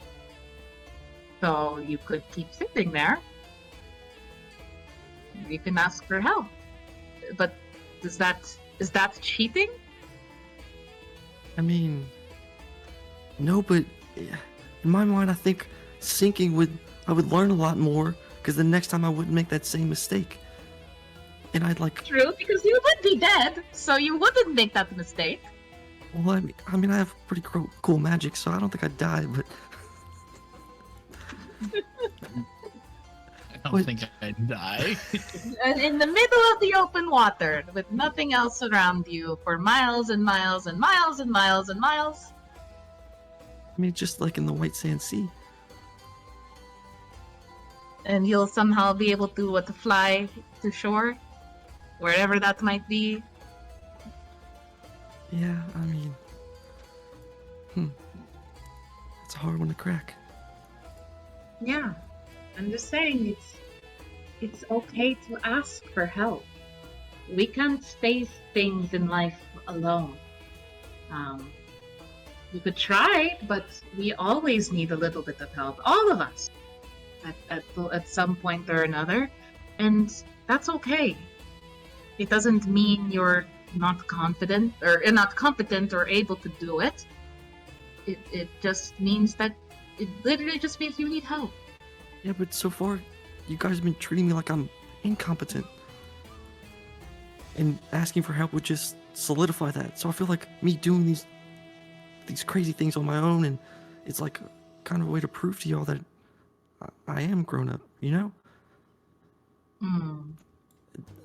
don't know if that's working or not. Well, it's certainly making us concerned about you, because it's not like you.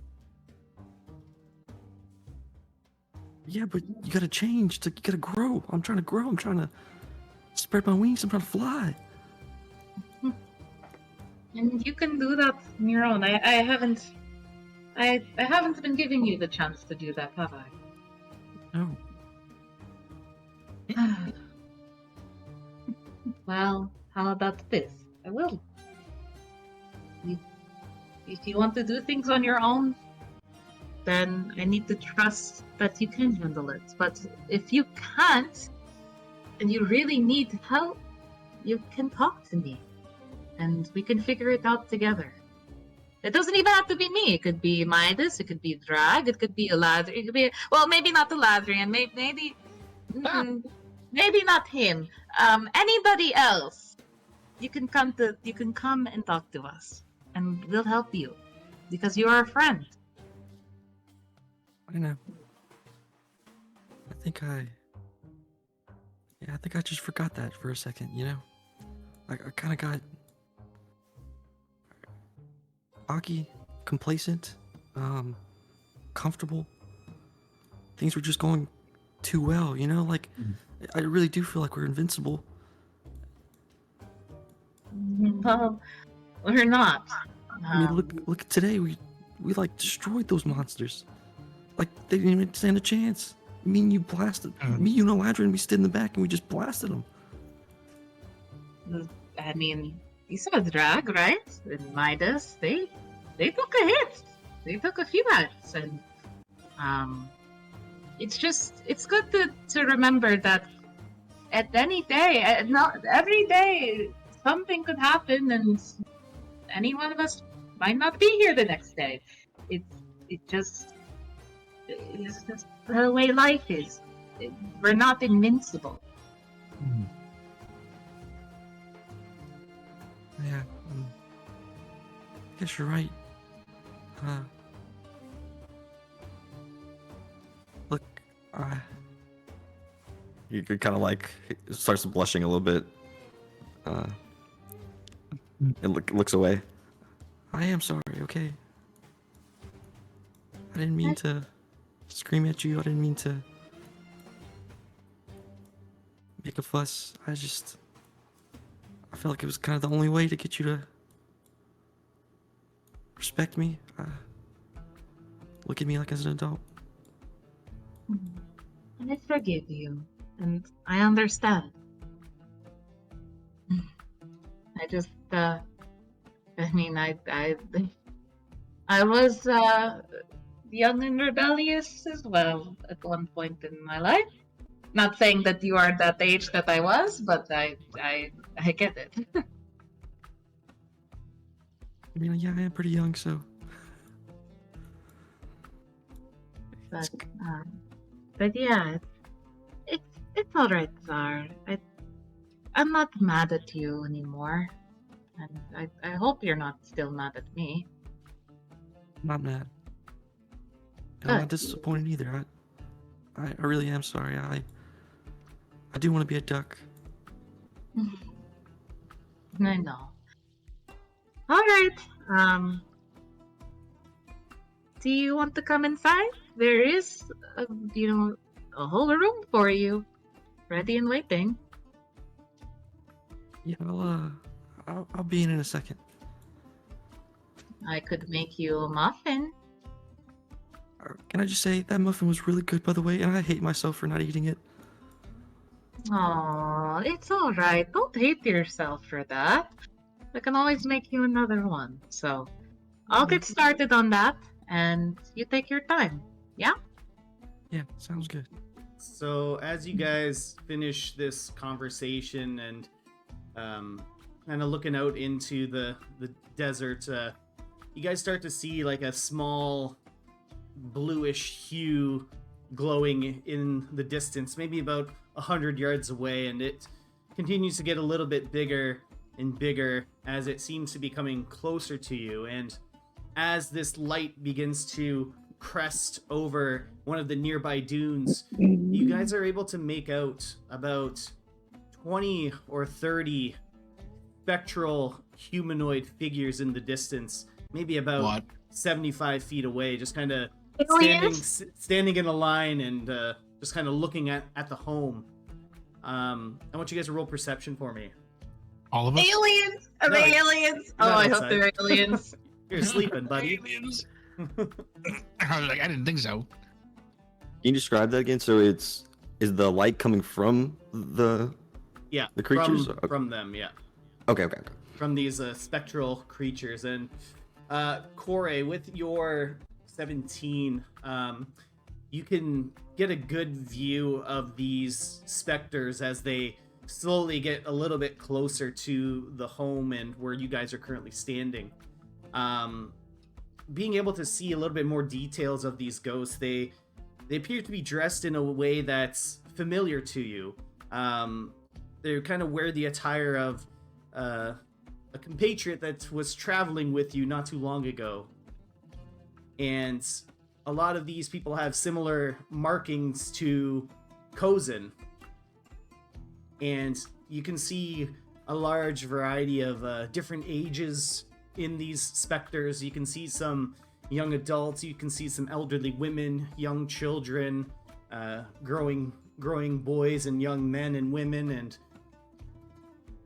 it appears to be these are the ghosts of Kozin's slain tribe. And as these ghosts will get a little bit closer to you, they all look towards your direction, Corey, and you see that the ghosts will all nod in your direction, and you see a small girl, probably around Dessa's age.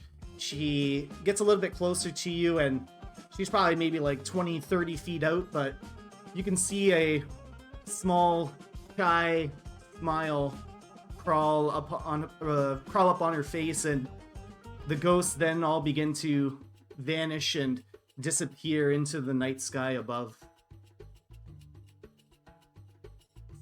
Oh, Corey's just tears streaming down her face, like, oh my goodness, that. Are you seeing this? Are you seeing this right now? Yeah, that's crazy. Wow. And she just like wipes her face, and she just keeps crying. She's like, oh, it was just like, it's sweet. It's a sweet gesture, but it's also really sad. But also good because it's like they found peace, and yeah, she's just feeling all of the things right now. Are you alright, Corey? I will be. Yeah. And you? Yeah, I think I'll be alright. No one's gonna believe that we saw ghosts in the desert. No. I think this is something that we can keep between us. Like a pact. What? Maybe not like that. Like a secret. That's a little secret, but not that. I'm not fond of pacts. I feel like secrets are for like kids. No, keep secrets or whatever. It doesn't matter. Yeah, it's just not the pact. They could call it anything else, just not that. Let's call it a quack. Okay, a quack. Got it. Yeah, we'll keep a quack between us. Okay. Quack. Quack. Are you ready to go inside now, or do you need some more time? Yeah, I'm gonna sit for a second. All right. And yeah, she walks back into the house. And Alright. kind of as she starts going back to the house, Zara will whisper out, Corey? Did you say something? Yeah, and as you turn around, he's just gonna like tackle you with like a big hug. Yeah, she like this damn near falls over into the sand, but her little bunny senses keep her like on her toes, and she's like, "What? What is this? Oh, you nearly gave me a heart attack. I love you. Ah! She doesn't scream. I was out of character. In character, she just looks down at him and just has a huge smile on her face, and she gives him a very firm hug back and says, "Me too, Zar. I love you too." Got her. And we'll just kind of hold on to her for a second. Oh, you're so cute. And yeah, she just kind of goes inside to get those muffins started. All right, and Czar, what are you doing outside?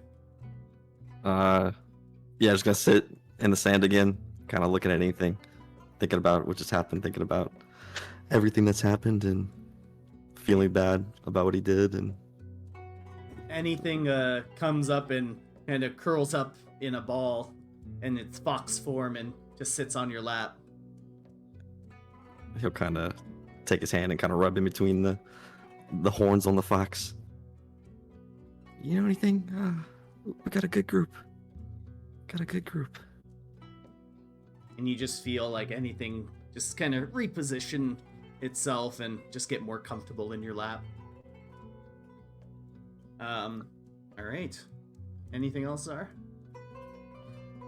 Yeah, just kind of look up the stars for a second, and then I'll probably head back inside to meet Corey. All right. So, Corey, you guys have a little bit of a snack, late night snack, and it's getting pretty late, and you guys decide to head on back to bed, and we'll get everybody a long rest. So we'll kind of go with our long rest rules. You got to use hit die to recover some HP. However many you expend at this long rest, you'll gain half of those hit die back.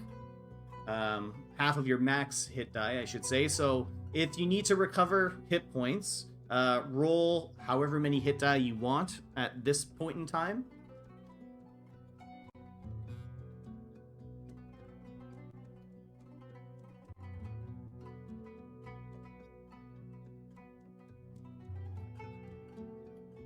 So at the end of the long rest, you'll regain, each of you guys will regain 2 hit die, which I'm using is like half of your maximum, but I'm rounding it down. Ooh, Drake, that's a lot of hit points. It's a lot of health. God. I needed it. All right, so yeah, you use 3 hit die, Drake, so you'll regain 2. You guys regain your spell slots and all that fun stuff. But Corey, as you settle into your night's sleep, you hear familiar voice.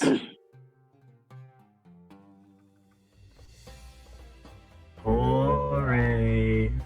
Oh my god.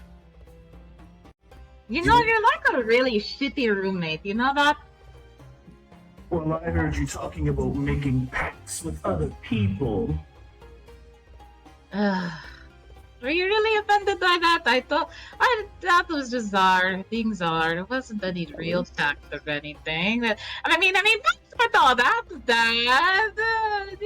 they're just, You know, that wouldn't make any facts.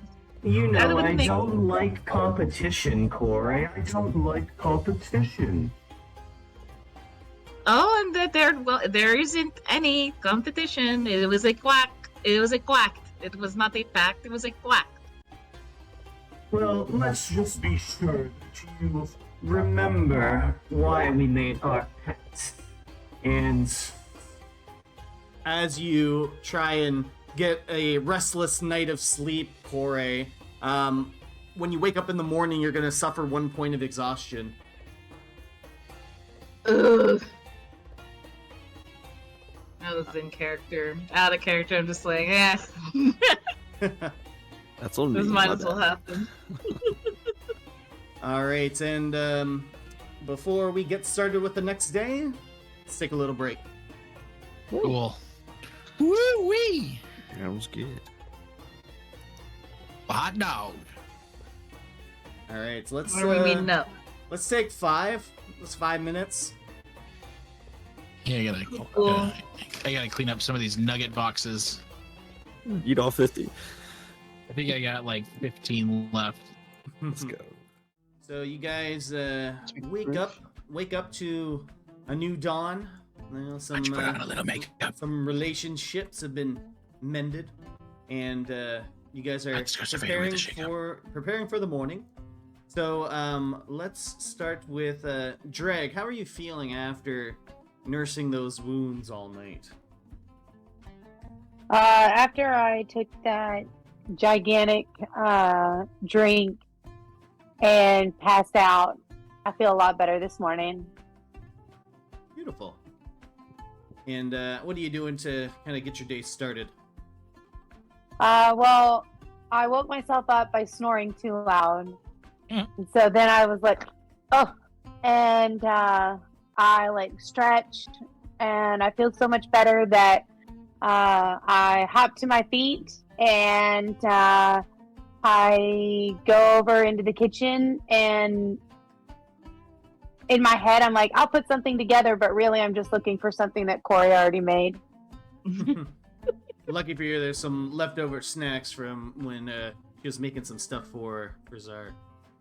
Yeah, I'm just like, anything I can find, it's going right in my mouth, and I'm like, that's tasty. Corey will definitely be the last one up because she has that point of exhaustion. And yeah, when she does come out, like her hair is like all tousled and she's very just like groggy, and she just kind of lumbers down the stairs and just waves, does some hand waves for the magic cooking utensils to whip up something. All right, and Eladrian, what are you getting up to? Not today. So we are in the hut. I'm in my room. I'm coming out of the room because last time I figured out that nobody could hear me play my things. Yeah, I'm just going to have, what you guys would call like a normal person morning, and I would just come down and like have like a cup of whatever the morning drink here is, tea, coffee, I don't know, Nokolin hot chocolate. I don't know what it could be, but I'll have one of those. All right. And just kind of sit there and contemplate why Midas would leave me like that. Zar, what are you doing? Yeah, Zar's gonna wake up, kind of stretch, feeling like a new man, and just take out the book, be like, "Look, we did it. We apologized." Oh, you did it? You apologized? Oh, good. I was worried there for a minute. Well, let's take out. She apologized first, so. Oh, way to hold your ground, buddy. I know. I was so scared because of that hunger of Vardara. She was gonna send me to the Netherland. I was so scared. Well, hey, you casted a pretty cool fireball yourself, buddy. That was pretty cool, wasn't it? I was kind of, I was all out of loop though, and I actually hit Drag, and she seemed pretty fucked up. So hope she's better today. Well, I think we learned something. Don't cast fire magic when you're angry. Isn't that the perfect time to cast it? You're right. Never stop. There you go, book. Now you're learning. Midas, we're gonna cut over to you. And what's Midas's morning routine? So whenever Midas wakes up, he kind of like aimlessly looks into the mirror, kind of like rethinks a lot of things that happened. Today he's thinking about the fact that he had to play support for both Corey and Zar, as well as the whole thing with like the people wanting to sell fabrics through Onagas because he knows where those fabrics are from. So that's also kind of like lingering in his brain. So he's just looking into the mirror aimlessly, while aimlessly like crocheting, because he likes to make sure his talent stays sharp. So yeah, that's basically all he's doing. He's just kind of like looking into the mirror, just thinking while he's working. And then once he hears like the rustling of people moving downstairs, he'll like break out of this like. So as you're kind of staring yourself up and down in the mirror, you're kind of thinking back on all these things. Do me a favor, roll a Constitution saving throw at disadvantage for me. Oh, I would love to. Oh, that's not cool. Did the rolls go through? If not, I can roll. Still loading. Okay, that's okay. Loading. Keep us rolling. Loading. Oh my god, there's more nuggets at the bottom of the bag. Alright. So on a 10, thinking back to, that conversation with the merchants bringing whose products to Onagas and doing things that you're not quite comfortable at doing, like mediating social interactions. You feel a lot of stress on your body and your mind, and you do have something on your person that could make you feel just so good, and unknowingly, just kind of subconsciously, your metal hand kind of traces down to the serpent's coil that's currently wrapped around your arm, and just involuntarily, it feels like you press the jewel on the head of this serpent, and as it sinks its fangs into you and delivers a euphoric poison blast into your circulatory system. Roll me 3d6. Yeah.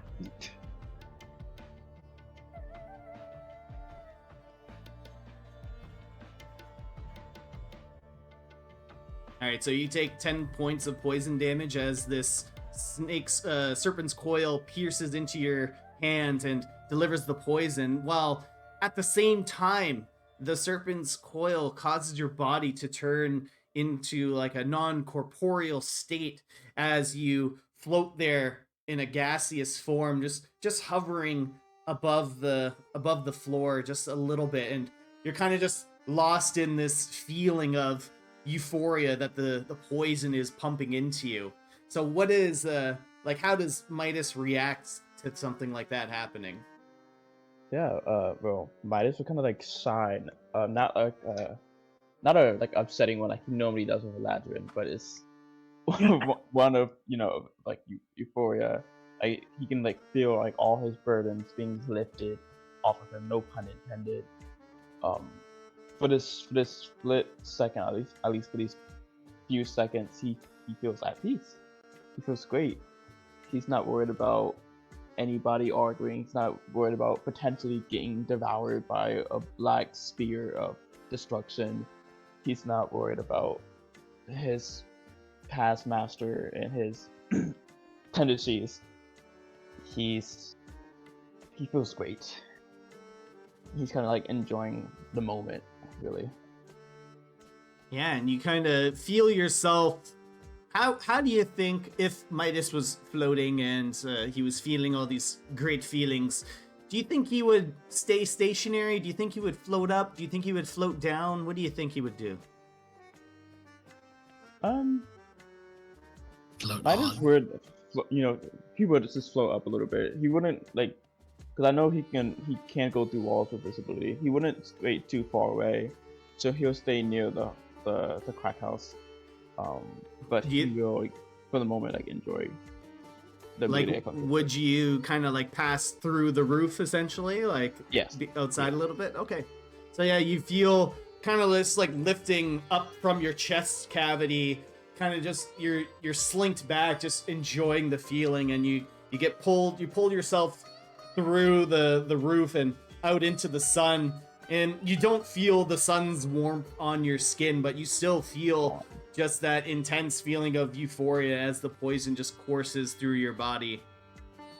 And what do you want to do now? as you kind of start coming to your senses a little bit. Realizing that, it is super bright outside and everybody's wanting to move around soon. There's like in the back of his head, it's the idea that he has to, has to act normal, have his shit together. So he'll try to like float back to his room, back to that in front of the mirror where he was standing beforehand. Yeah, and it's a little bit of a confusing thing onto how to move yourself in while you're flying. You've never done it before, but you kind of like do the whole swimming motion, and you get to the roof and you try to grab for it, but you just kind of pass through, and you continue to almost looks like you're digging into the roof, but you're just slowly passing through it, and eventually you're in front of this the mirror that you were standing in front of before. And what do you do now? He's gonna have the serpent coil release. All right. Oh, when it does that, does it leave like any like scars or something like that? Well, what it will do is, so when you deactivate it, I'm gonna need you to roll another d6 for me. Yeah.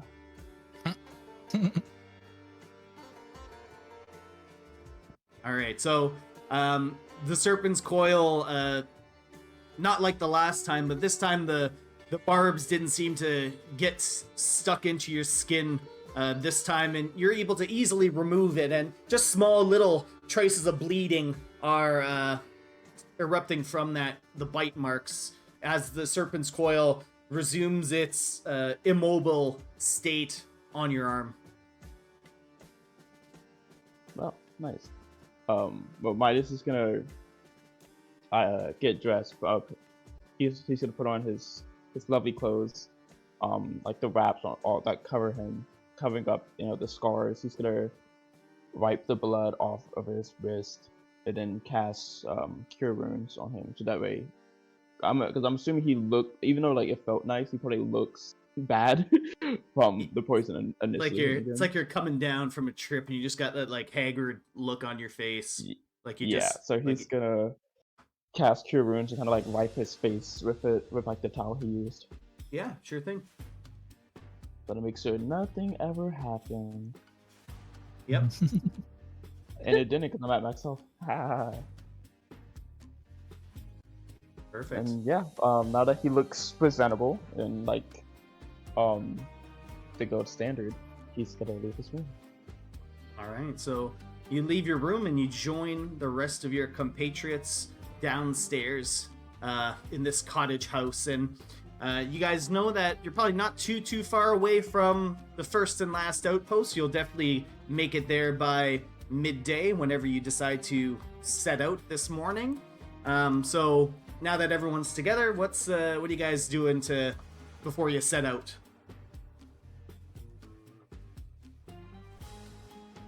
What are we doing? Like any last minute things before you get on the sled, or are you guys just gonna get the sled and get going? I think we are all fine with what we have going on. I don't know that we have to stop for doing anything. I'll make treats and give them out. So let's see, I'll give one to Drag, one to Czar, of course, and then one to Midas. And you guys get 3 temporary HP. Oh yeah. Yeah, Zara kind of sit down at the table, just in like a happier mood. You'd be like, "Wow, Corey, it smells really good in here." Thank you. Yes, I did make eggs, and didn't I? Do you need some help? No. Corey's head just hits the counter. It's like.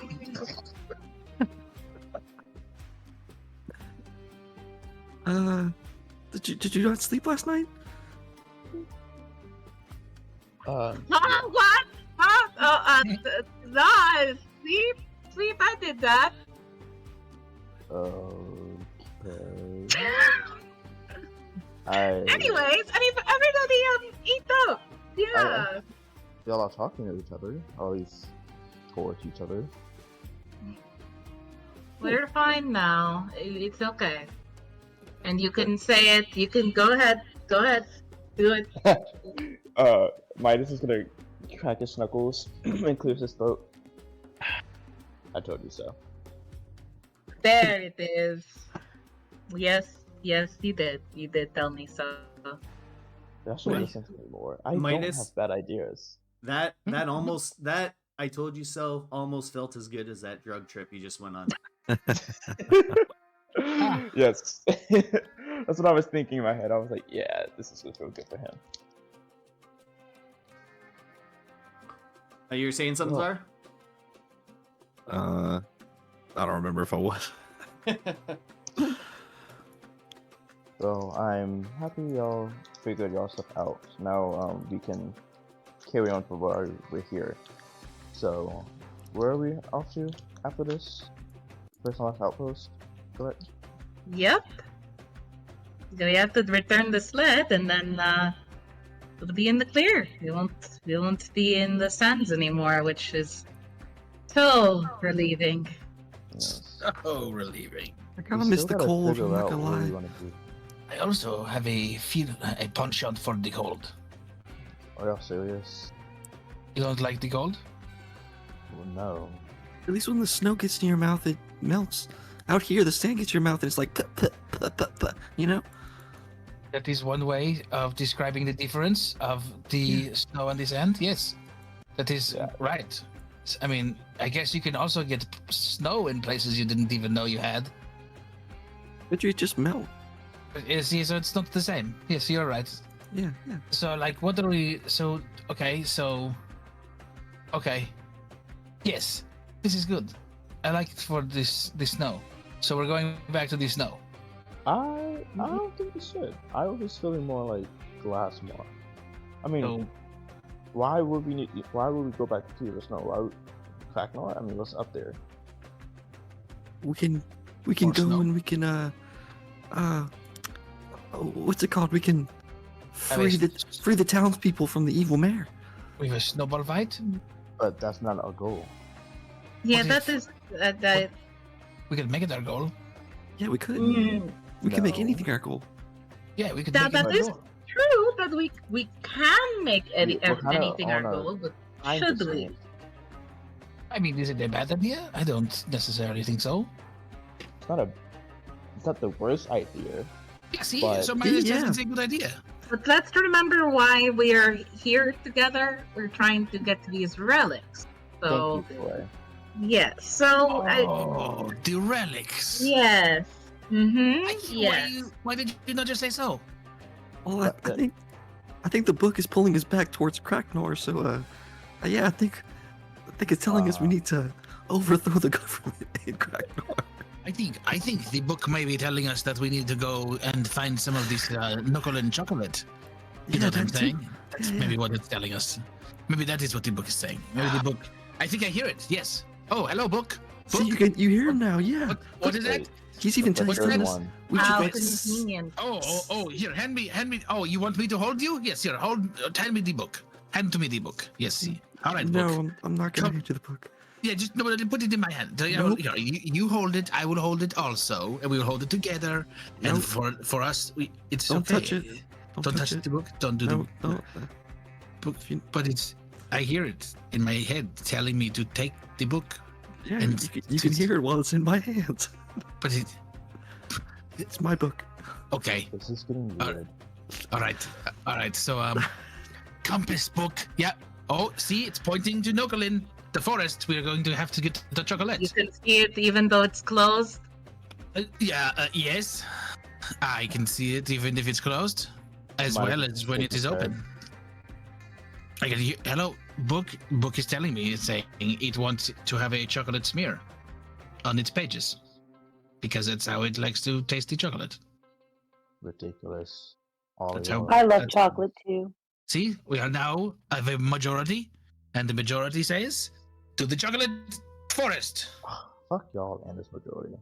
Just because there are maybe beans or whatever in the forest, it doesn't mean that chocolate is right there growing on the trees. You know that? Yeah. Also, I don't feel I'm like sorry, we beans. should go by No. majority. We're You and looking for Drag is barely one vote. we are looking for chocolate. We're not looking for beans.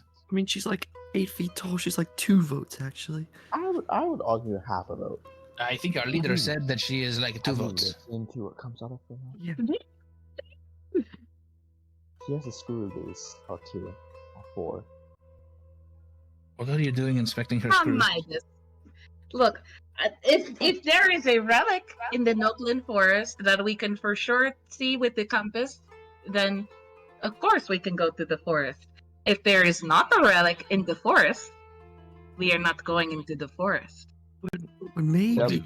But what if the relic is covered in chocolate and we don't know it's a relic and we have to taste the chocolate to find the relic? You know. It would still be in the forest, right? Yes.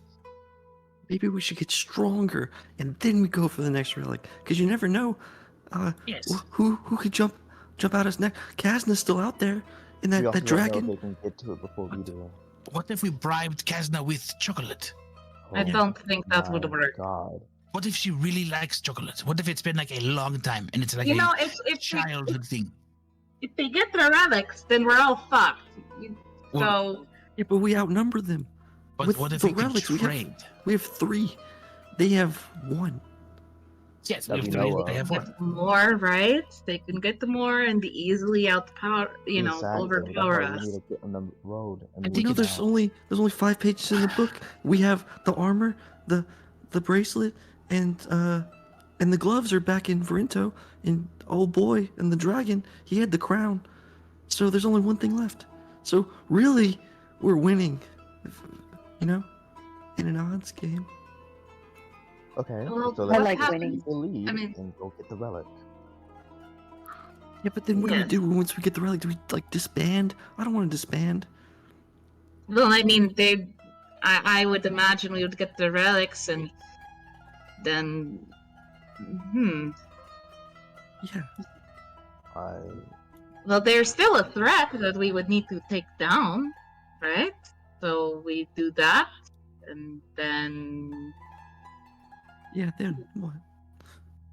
And then what? Go our separate ways? We never see each other again? We mean, tell each well- other we're gonna write letters, but we never write Well, we letters. both live in Yeah, I know. Vrento, so I don't so, think that will happen. Yes, well, we can Good. cross that bridge when we get there. But if we never collect the relics, we can just adventure forever, and the Crimson Moon Czar. will can back us, and we can just do everything in as the Mighty Ducks. As the Forever. Mighty Ducks. Yeah. I like this idea. This is a I good mean, plan. not to burst anybody's bubbles, but that's not even a Who has bubbles? idea we Bubbles? can work with. Koi has Yeah. a daughter. You have bubbles? I have a career. Zar, you need to see your family. Aladdin, you need to. I don't know what you ever do. Yes. And then, yeah, same thing for you, Drag. I guess you have to like compete or whatever. Doesn't matter. We have a timer. We have a goal. Let's accomplish our goal before that timer's up, and then we can figure out the rest afterwards. There's no timer? There's no timer in the book? What do you mean? Well, we are on a timer bit of a is- crunch here. If the other people get to the relics, then that Yes. will be very bad for us Yes, and that and this whole island. Yes. That is what I'm saying.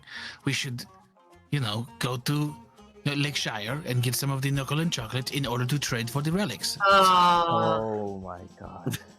This is obviously the good plan. No. We should take Let's go to the outpost, and we can take the long think way about around. the plan on the way there. Zard, isn't What? not to pull this card, but isn't your mother sick? Haven't you wanted to find a cure for her? I mean, yeah, but the only way to do that is to get stronger and to explore more. How am I gonna do that if we find the last relic and all of a sudden it's like, oh, good job, Mighty Ducks, you're not needed anymore, and they kick us out the door. And then what? What do we do? I think you're overthinking this. I am. Yeah, first off, no one would kick us out. Yeah, no one would be kicking us out. That is, for us to be the Mighty Ducks, they simply would not do this. Yes. So, you know, and on the subject of kicking people out, I did want to apologize for kicking you all out the other day. That was unkind. Mm-hmm. Okay, I'll take the silence as a good thing. And anyway, we should definitely be going. Alright. Zar, roll me a d20. Yes, sir. D20. Natural 1. Second one today. Wow. Yeah. Nice. We love to see it. God dang, man. Alright, so you guys have set off from the cottage. Corey, you use your code word and you bring the cottage back to its small size as you head out on Goldy. And the adventure over to the first and last outpost is pretty uneventful. You all begin to feel the air to get starts to begin to be a little bit less humid. The smell of grass is not too far off in the distance, and you feel as though that intense heat from the White Sand Sea is starting to let up a little bit as you get nearer to your destination. And not too far off in the distance, you see the first and last outpost with the stables full of these desert sleds, and there's quite a few that are currently parked there. And Goldy quickly rushes over to the stables where Narprax is currently tending to the large number of these desert serpents that are here. And seeing you guys pull in, he'll say, "Oh well, if it isn't the Mighty Ducks, champions of the Feast or Famine." Whack. Hello! It's good to see you again. Ah, great to see you all as well. And Goldy, you too. Come on over here, girl. And Goldy just runs over and nuzzles up to Narprax, and he looks over to you guys and he says, "Ah, I see you. Another uneventful trip through the desert, huh? Not a scratch on the old girl." Oh Yeah, yeah, sure. you know, it was relatively smooth. We protected her with our lives. And we appreciate that very much. Well, if you guys are in need of a drink, the old ball and chain's inside with her kids, and well, it's quite busy in there, believe it or not. A lot of people have been coming back from Onagas to go about their lives. Right. Did we see a lot of people coming back while we were traveling, or was it just kind of clear? It was pretty clear on your path there, but some people might have taken different routes and things like that. Gotcha. I'm just curious. Well, yeah, Corey's definitely gonna head in and make herself comfortable, get a drink, because she's been driving. Well, Yeah, and- Corey, Go do ahead. you want to tell Goldie bye? Oh, well, I mean, we haven't left here yet, but I had planned to say bye to her before we, left the first and last outpost. Oh, okay. Just let me know. I can do something. Mhm. Make it more special. Oh, like using your magic again? What do you mean? Yesterday, I was able to talk to her, and then it wore off. Yeah, but that wasn't me. Sorry, blushes. You always blush when you lie, Hmm. Well, okay, it was me. Okay. Walk in. Fine. well, fine. It's awesome. Yeah, Corey just laughed and walked in. Midas is gonna follow after. All right. Mike, do me a favor. As you're walking in, give me a perception check. Oh shit. Steve. Okay. All right. So with a 14, as you follow the rest of the party into the last drop, you get a quick glance around, and once again, the first and last outpost is only like a handful of buildings. There's the last drop, which you guys are entering into. There's the stables, and there's that Helping Hand store just across the way. And currently standing outside of it, conversing with some noble-looking individuals, is the large tabaxi Sapphire. And as you walk by, you catch each other's gaze like at the side of your eyes, and as you continue to walk towards the entrance of the last drop, the tabaxi stops conversation with the people that are next to them and just squints his eyes at you very menacingly as he watches you walk into the last drop.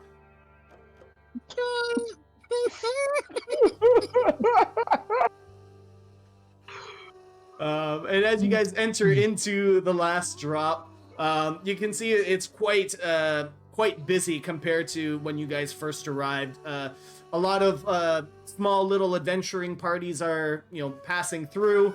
You see some of them are escorting some noblemen and noblewomen who came down for feast or famine, and you see a few of them look over to you as you all enter in, instantly recognizing you all, and they run up and they, shake your hand, pat you on the shoulders. They're offering to buy you drinks and things like that.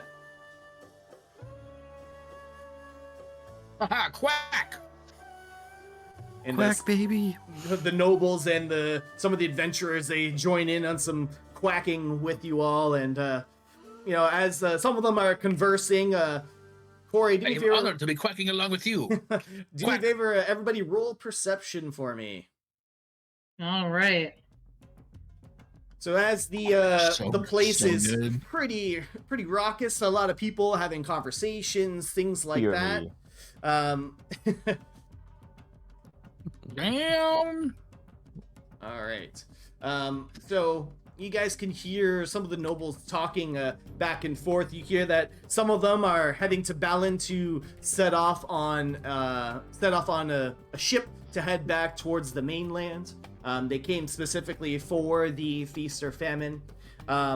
Corey, you can hear some of these people talking about some kind of pastry shop that's pretty famous in Balin.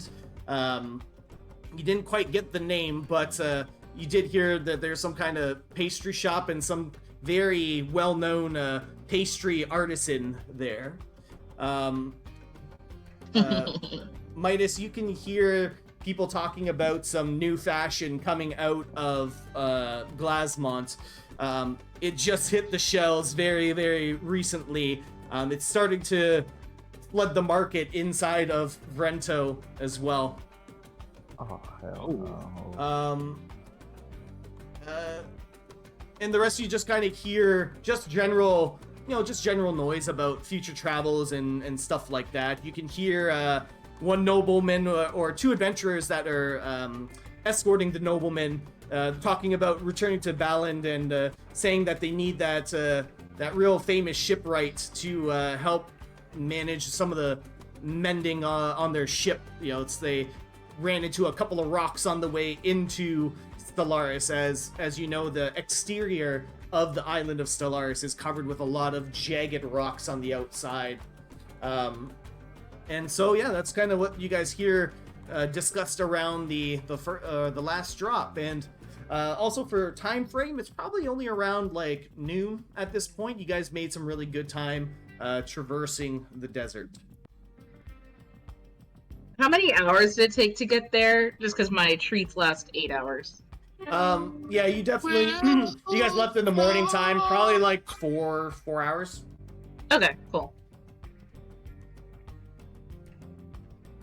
Well, I definitely want to hear more about this pastry shop, so she's definitely gonna try and ask around the crowd that she heard it from. Sure, and as you kind of walk towards them, they're very accepting of you. You're the champion of Feast or Famine, the show that they just traveled across the ocean to sea. So they're very eager to have a conversation with you. So you sit down and what do you want to ask? Oh, I just couldn't help but overhear you were talking about a pastry shop in Ballon. Tell me more about it. Oh, yes, of course, of course. Well, we were going to get some on our way out, and what was the name of that place? I believe it was the Artsy Tartsy? The Artsy Tartsy! That's a cute name. Yes, I hear the artisan that creates some of the pastries there is, bar none, one of the best in all of Stellaris. Oh, do you know if this chef might perhaps be part of a guild? Well, Maybe the Gourmands? well, I'm not 100% sure if they're part of the Gourmands, but their skills are definitely up to par with the Gourmands, if anything. Very, very interesting. I'll definitely have to make note of this for my travels because I just love going to the best restaurants to and learn from the best of the best. Because I am aspiring to join the ranks. Oh, a champion of Feast of Famine and a gourmand. Well, quite the resume. Yes, I may have an approval under my belt from the top chef in Onagas, but not tooting my own horn there. Thank you so much for telling me about this place. Are there any other sites in Balland that are worth seeing? Not really. We tried to get out of there as quickly as we could, rushing to the Feast of Famine after all, but we made sure to stop by one of that premier pastry shop before we left town, and we will definitely be getting more before we take our boat back across to the mainland. All right. Well, thank you so much. It was lovely chatting with you all. And yeah, she'll just keep kind of making a little small talk with them. Awesome. Anybody else? Midas would finally have a drink, but as he's listening in to everybody talk about him who shall not be named, he's kind of twitching and gripping his cup hella hard. But besides that's all he's doing. An adventurer that's been kind of eyeballing you guys as you walked in, just not in any sort of malicious way, but just being on guard in general. He's been hired to protect some of these nobles, so he's on guard about anybody. And he notices you grip onto your mug there, and he kind of just gives you a nod, and he says, a little tense there, champion? I'm not tense. Oh, well, your white knuckle says otherwise. Midas is gonna look down at his hand and suddenly let go of the cup. Sorry. I couldn't help but notice that's a pretty cool trinket you got on your arm there. Is that what you won at the Feast or Famine? Not thinking about. I thought you were talking about my hand for a second. Midas is gonna put his hand in his pocket. No, it's not. Oh, I mean, because it looked like it. That's why. We're watching the tournament, but if you say it's not, who am I to doubt? And the guy just kind of sits back and just casually sips his drink while he eyes you up and down.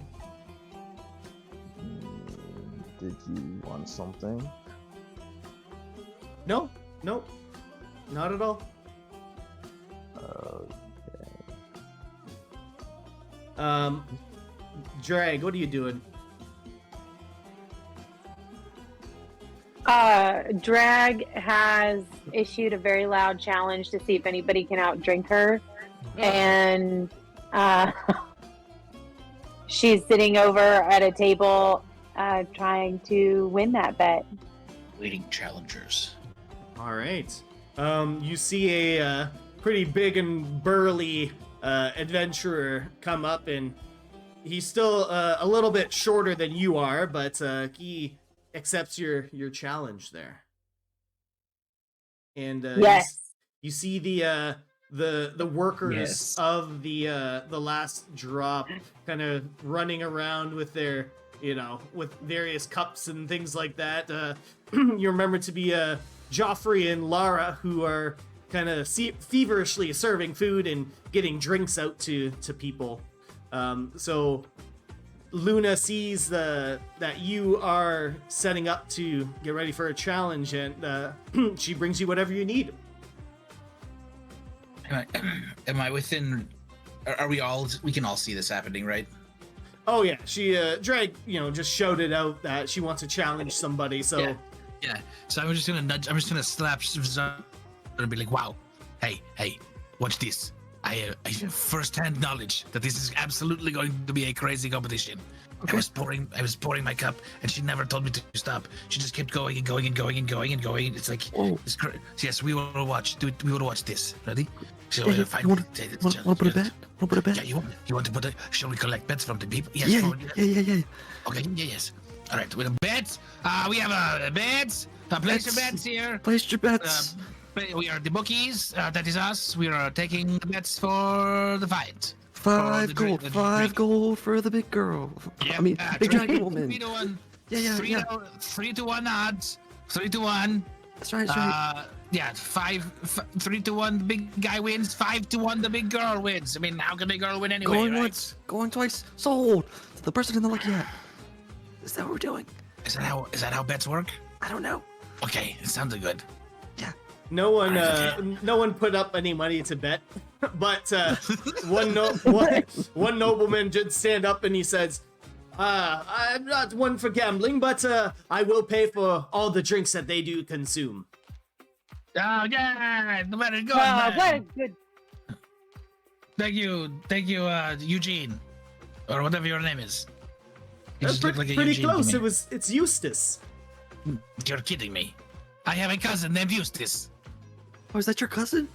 I don't know. Are you my cousin? Midas. He looks Midas, at- secret he- family member. He looks I at his. found that cousin. The nobleman looks at his skin and then looks up at you and says, "No." I've been twice removed, eh? Yes, that could be it, right? We are very distantly related. Mine is a sibling, kind of. We found one. Another one is not. It was hidden from us. We did not know. The guy that's sitting across from Drag says, "Enough chatter. Let's do this." Oh, shh, quiet. It Yes. is the time. And then Alright. as he says that, what's my name? Eladrian. Eladrian takes his lute and just Wow. starts making like the like. I can't even do it because I'm not good at this thing. But and then just like waiting, like it's very anticipation. And Zara's gonna take his he's gonna conjure up his mage hand. Be like, okay, and look at Drag and look at the other guy. Be like, when my hand comes up, you're gonna drink, okay? Drink already. Looks at Drag. Which end? I'm ready. Drink already. Looks at the other guy. He just gives you a gruff and a nod. All right, here we go. And then the mage hand will just do like a little twirl and then float up. Go. All right, and Drag, what do you do? Drink. Drag starts chugging and just kind of closes one eye and keeps the other one open on the other dude's cup and just keeps gulping. You gotta open your throat. And you both finish your first drink at the same time. Slam it down on the table and I pick up the next. Oh, they have more than one. All right, the next one, you start chugging. He starts chugging. Once again, you both finish at the exact same time. This is a heated race. Come on, We Drag, just you keep can do it. going. All right, so you take the third drink, and he takes the third drink. You kind of see him, cough a little bit, but he quickly gulps down the remainder of it, and you both finish your third drinks. Drag kind of puts her hands together and cracks her knuckles and picks up the next one. All right, on this one, roll a Constitution saving throw. You got this, Drag. It's an 11. Oh. All right. Can I- So as you guys are drinking, you kind of, cough a little bit, and a little bit of like the alcohol kind of like spills out around your cheek, but not enough to disqualify you as you both chug it down. But he beats you this time, and he says, looks like we got a lightweight over here. Oh. Can't believe he said that to her. What do you do Was that a next? comment about my weight? How rude. And she picks up the next one. All right, roll another Constitution save for me. Ooh. All I was right. faking him out the whole time. All right. So what I you am not do, left-handed. Dreg? So Dreg, you seeing this challenge that this guy just kind of put forward, you take. There's 3 drinks in front of you, and you slam all 3 of them down in rapid succession and let out like a giant belch in front of this guy's face as he's unable to finish his 5th drink, and you win the challenge. I like stand up really fast and kick the chair back behind me with my arms up in the air like I'm the champion. And then I slap the other guy on the back and say, good job. When you strike the guy on the back, it takes everything in him to not vomit. Can I? I'm gonna cast command on him, and I'm gonna say vomit. All right, casting magic on somebody, always fun. All right, what's the save? Wisdom 15. All right, he projectile vomits on you, Zar. Oh god damn it! Why is his shoes? Oh god! It's like a tidal wave. It's like a tidal wave. Now I know how Midas feels.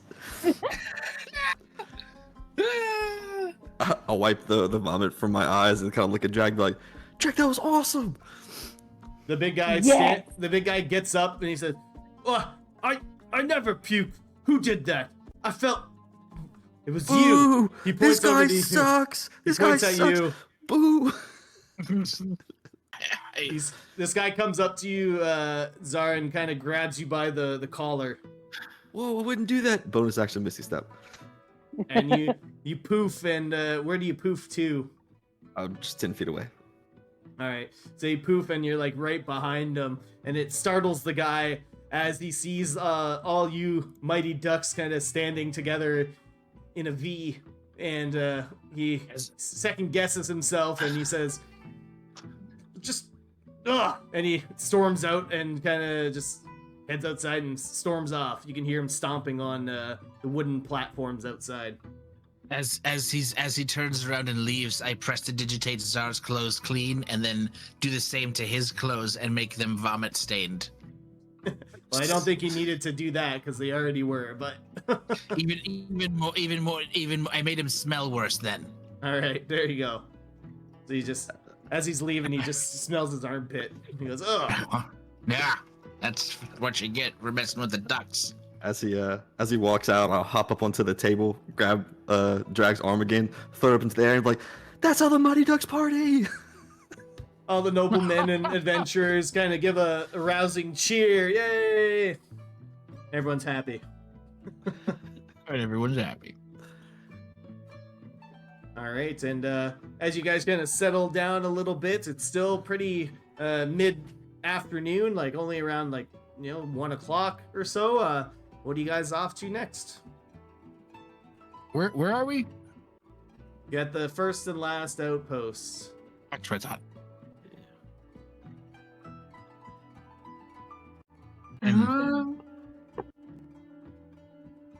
All right, Zar, use that compass of yours. Oh, we did want to go to Vrento, right? So we are all, yes, yeah, we are like sitting at the table together. Like, all right. So what is where do we really want to go now? So what is the plan? Do we want to go to Vrento? Mm-hmm. And then from there, we could use the compass. You heard that. To drive us to guide us to the chocolate in the forest. Got it. Use the No compass to do comment on that. that. That's what it is going to mean. That is. Mm. It's okay.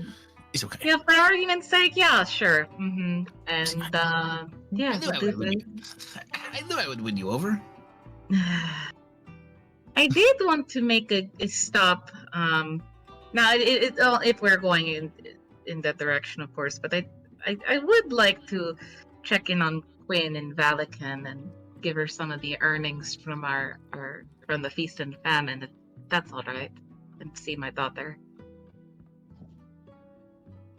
Of course. I mean, I'm not opposed to that.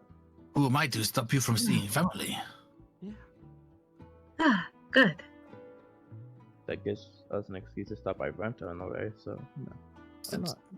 Well, we would head there first, and then Yeah, exactly. yeah, Vatican's like north of there, so. Yeah, and then we will go to the forest to get the chocolate. Okay, this is fine. Okay, We will check the compass to see where the relic is. Oh, don't you remember? The book spoke to me as well, and I heard it say that it wants I'll to. say Latvian. Latvian. It wants the smearing of the chocolate on the I pages. hear you. Mhm. It's what it said. It says, yeah. it said it. It did. It said it to me in my ears. Sure. I I'll heard take out it. while he's going on about chocolate, I'll take out the book, and I'll say compass. Tell the book chocolate. Say chocolate. See what it does. And then it drools a little bit. The book drools. Yes. I know it does. I see it. I do it. I see it. I have the power. No one's drooling but you. The book, it drooled. The book said, I say chocolate. And see, look, the book, it is drooling knowledge. Do you see what it's doing?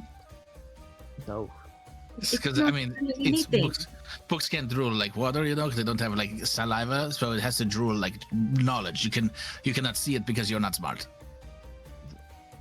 You have to be... Do not disrespect me, Ladrin. What? See, you have to have the power of the book. Tell them, Czar. Yeah, you gotta have the power of the book. That's right. I've read enough books in my time. Have you really? You've just born with these abilities? Can you do your thing, your compass thing? Yeah, compass. Sorry, Midas was telling me a story about a book, and I had to listen. When you say compass, the book doesn't move.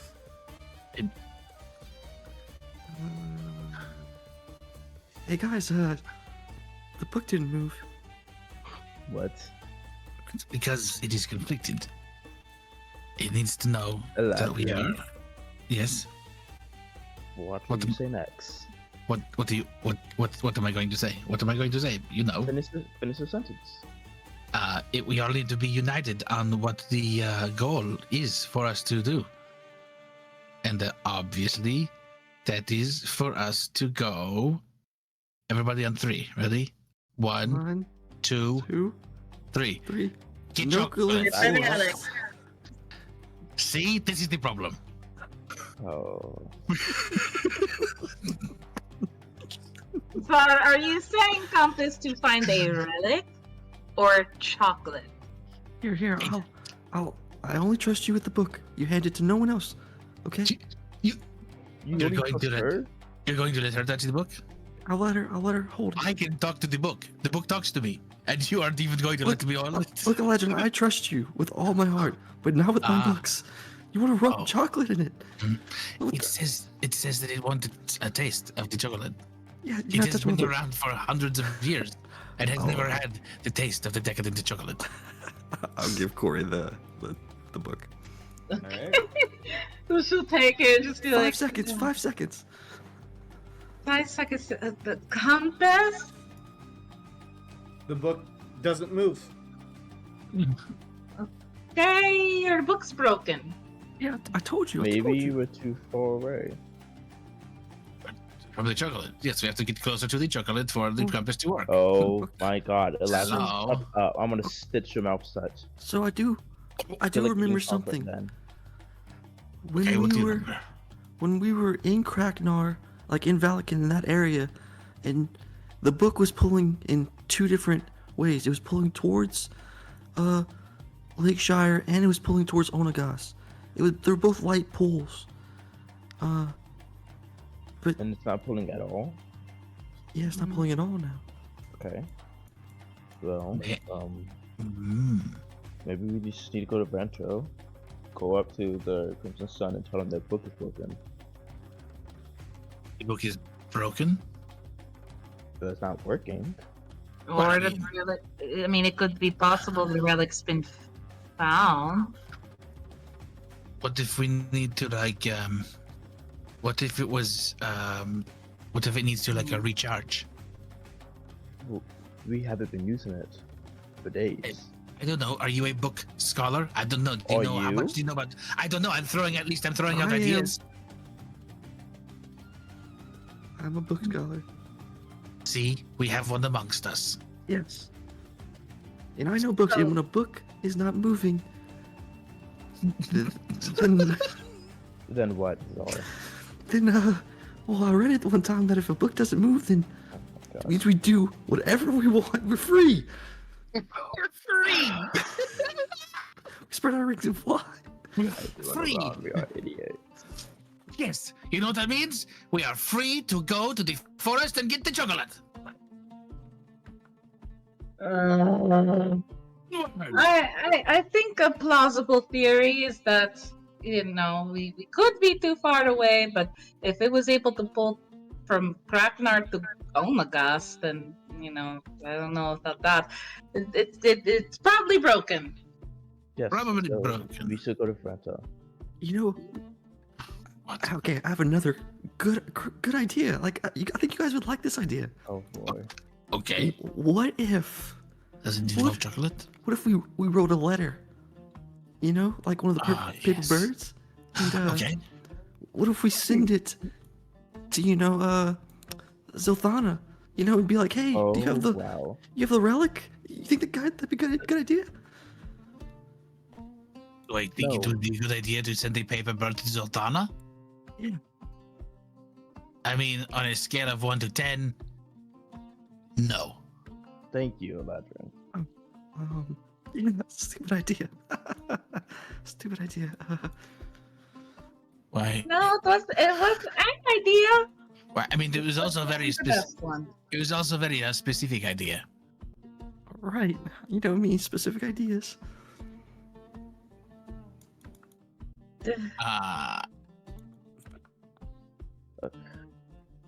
Let's just, Okay. maybe we should just get on the boat. All right. So, what if we? I know. Okay. What if we take a paper bird and we send it Like it. to the mayor of Lakeshire and say, please ship us the chocolate. Oh my Chocolate? god, Eladrin. You know what the last No. Why did you do that? we can tell him. Why don't you do that? We can tell him. We will say. Why don't you go write that letter right now? No, we will say this. We will say, hey, Mr. Mayor of Lakeshire or Mrs. Mayor of Lakeshire, we are the winners of the Feast and Famine, and the Whisker of the Whisker told us to have a lifetime supply of chocolate from Lakeshire. So you are the supplier of this, so you can mail it to us at 111 Quack House Road. And then we will write that to him with the paper bird. What do you think? I think you're ridiculous. I think it's a good idea. I think it's worth a shot. I think we could have a lot of chocolate. A lifetime supply for 5 people? That is a lot of chocolate. It's just chocolate, Eladrin. Yes, but you could have so many things. Like you could have, like chocolate powder. You could have like a chocolate bar. Your mouth. You could have like a chocolate foam. You could have like a chocolate mousse. You could have like a chocolate cake. You could have like a chocolate a chocolate cocoa, like a hot cocoa, right? You could have like a chocolate coffee. You could have like a I don't know. Corey, you are the chef. You could say you could make a lot of things with the chocolate. Yes, imagine having a lifetime supply of the chocolate. No, just what you can write that letter to the mayor, Eladrian. That's a beautiful idea. Very wonderful. I have the greatest ideas. Someone, give to me a pen. Oh, I have one. I have a pen. All right, cool. Hey, Paperbird, who has the... Oh, I have one. Do I have one? Okay. Maybe I don't. I don't think I do. I do. I have a Paperbird. All right, Mr. Mayor of Lakeshire. We are the Mighty Ducks. We are the winners of Feast and Famine. Yeah, but seriously, what are we doing? The Whisker told us All jokes aside. to get a lifetime supply chocolate from you. Please deliver to Mighty Duck Quack House, which is in Kore's pocket. Thank you, your friend, the most amazing Aladrian Blaze of the Mighty Ducks. Okay, all right. I am going to. I'm folding up the paper bird, and away she goes. You throw it up in the air and it just falls back down to the ground. There's no mayor of Lakeshire. I think you have to know his name. What if it's her? Or yeah, their names are. What if there is no mayor? What if Lakeshire is in trouble? Guys, we must go! There is turmoil in the government in Lakeshire!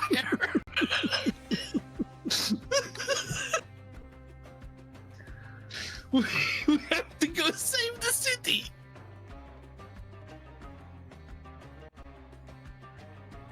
Quickly!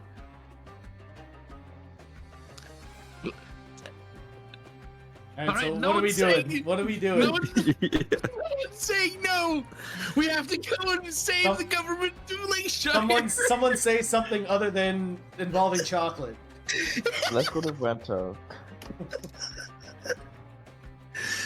Let's get on the road. We don't really have, unless anybody has anything. I don't think there's anything for us at the outpost. And for us here. So So where are we going? Head to Vrento. We're going to Vrento. All right, which way do you want to go? You can follow the path like north, or you can head to the what is that? West. The Dunblane. Yeah, you can head like north to Dunblane, or you can kind of head back the way you came down initially, which was down the western road alongside the Draymore Lock. I don't have a real. No, I do. Let's go west. I vote west at least. Alright, Yeah, we'll west go is west. fine. All right, do you want to flip a coin, or do you want to just? Yeah, west is fine. Let's just go west. Yeah, west. As west. All right, let's. you know, it sounds makes me Well- think of a song I should write that says like, you know, go west, young man, or something like that. I should write a song. Not going west, or We don't like, have votes. So. or like carrying on, right? Like continue the journey, like carry on, and we can be like away, like a wayward, right? And, we can- Okay, Adrian, that's yes, you can do that. But, yeah, You know, we could go that's something fine. like All Yeah, right, so- so as you carry guys head west, Aladrian is very engrossed in songwriting and. Oh, I did want to say bye to Goldy before we left. Oh yeah, for sure. So you head on over to the stables, and Czar. Yeah, Wanna I'll do go anything? with her. And I'll be like, okay, this time it is me. Last time I don't know who did it. Yeah. And I'll open the book and I'll use my ritual cast to speak with animals. All right, awesome. Perfect. Also, Zard, I did have something to give to you that I You did? yes, I didn't have the time to do it before, and you know, with everything, but here, and she pulls out the history book that she got for him. Book? For I believe it was like the history of glass. Yeah. So yeah, so she gives that to him. Wow, this is the best gift I've ever gotten. Oh well, I figured you could read that while we're traveling, and find out more about the city. Yeah, I'll do that. Thank you, Corey. Yeah, of course. And then then she's gonna go talk to Goldy and say, "Oh, Goldy, my precious little monster, how are you?" Relaxing.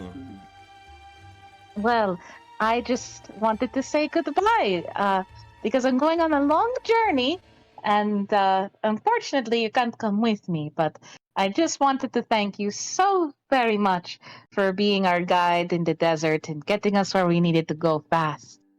Where you go? We no run no more?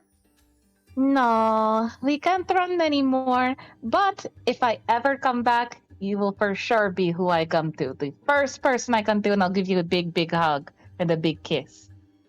Okay, you come back and we run. Yes, we will run. It will be wonderful. You see Goldie kind of just like a excited dog, the tail's wagging, and it's kind of like stepping up and down with its feet into the sand, just very happy. Yeah, well, Corey's gonna wave goodbye to Goldie, and then rejoin Czar and say thank you. It's very nice to be able to, be able to talk to another animal and be able to understand them. I know magic is pretty cool. If any time you meet a cool squirrel or a bird or something, just let me know. Oh, thank you. All right, and as you guys say your goodbyes to Goldie and start heading west back towards Vrento, that's where we'll end tonight's session. Woohoo! Dun. On to the We're next finally leg. out of the desert. Yeah. Thank God. But yeah, That was a so lot of fun. that was a good session, yeah, buddy. Good times. Yeah. Yeah. Good times. And Very great.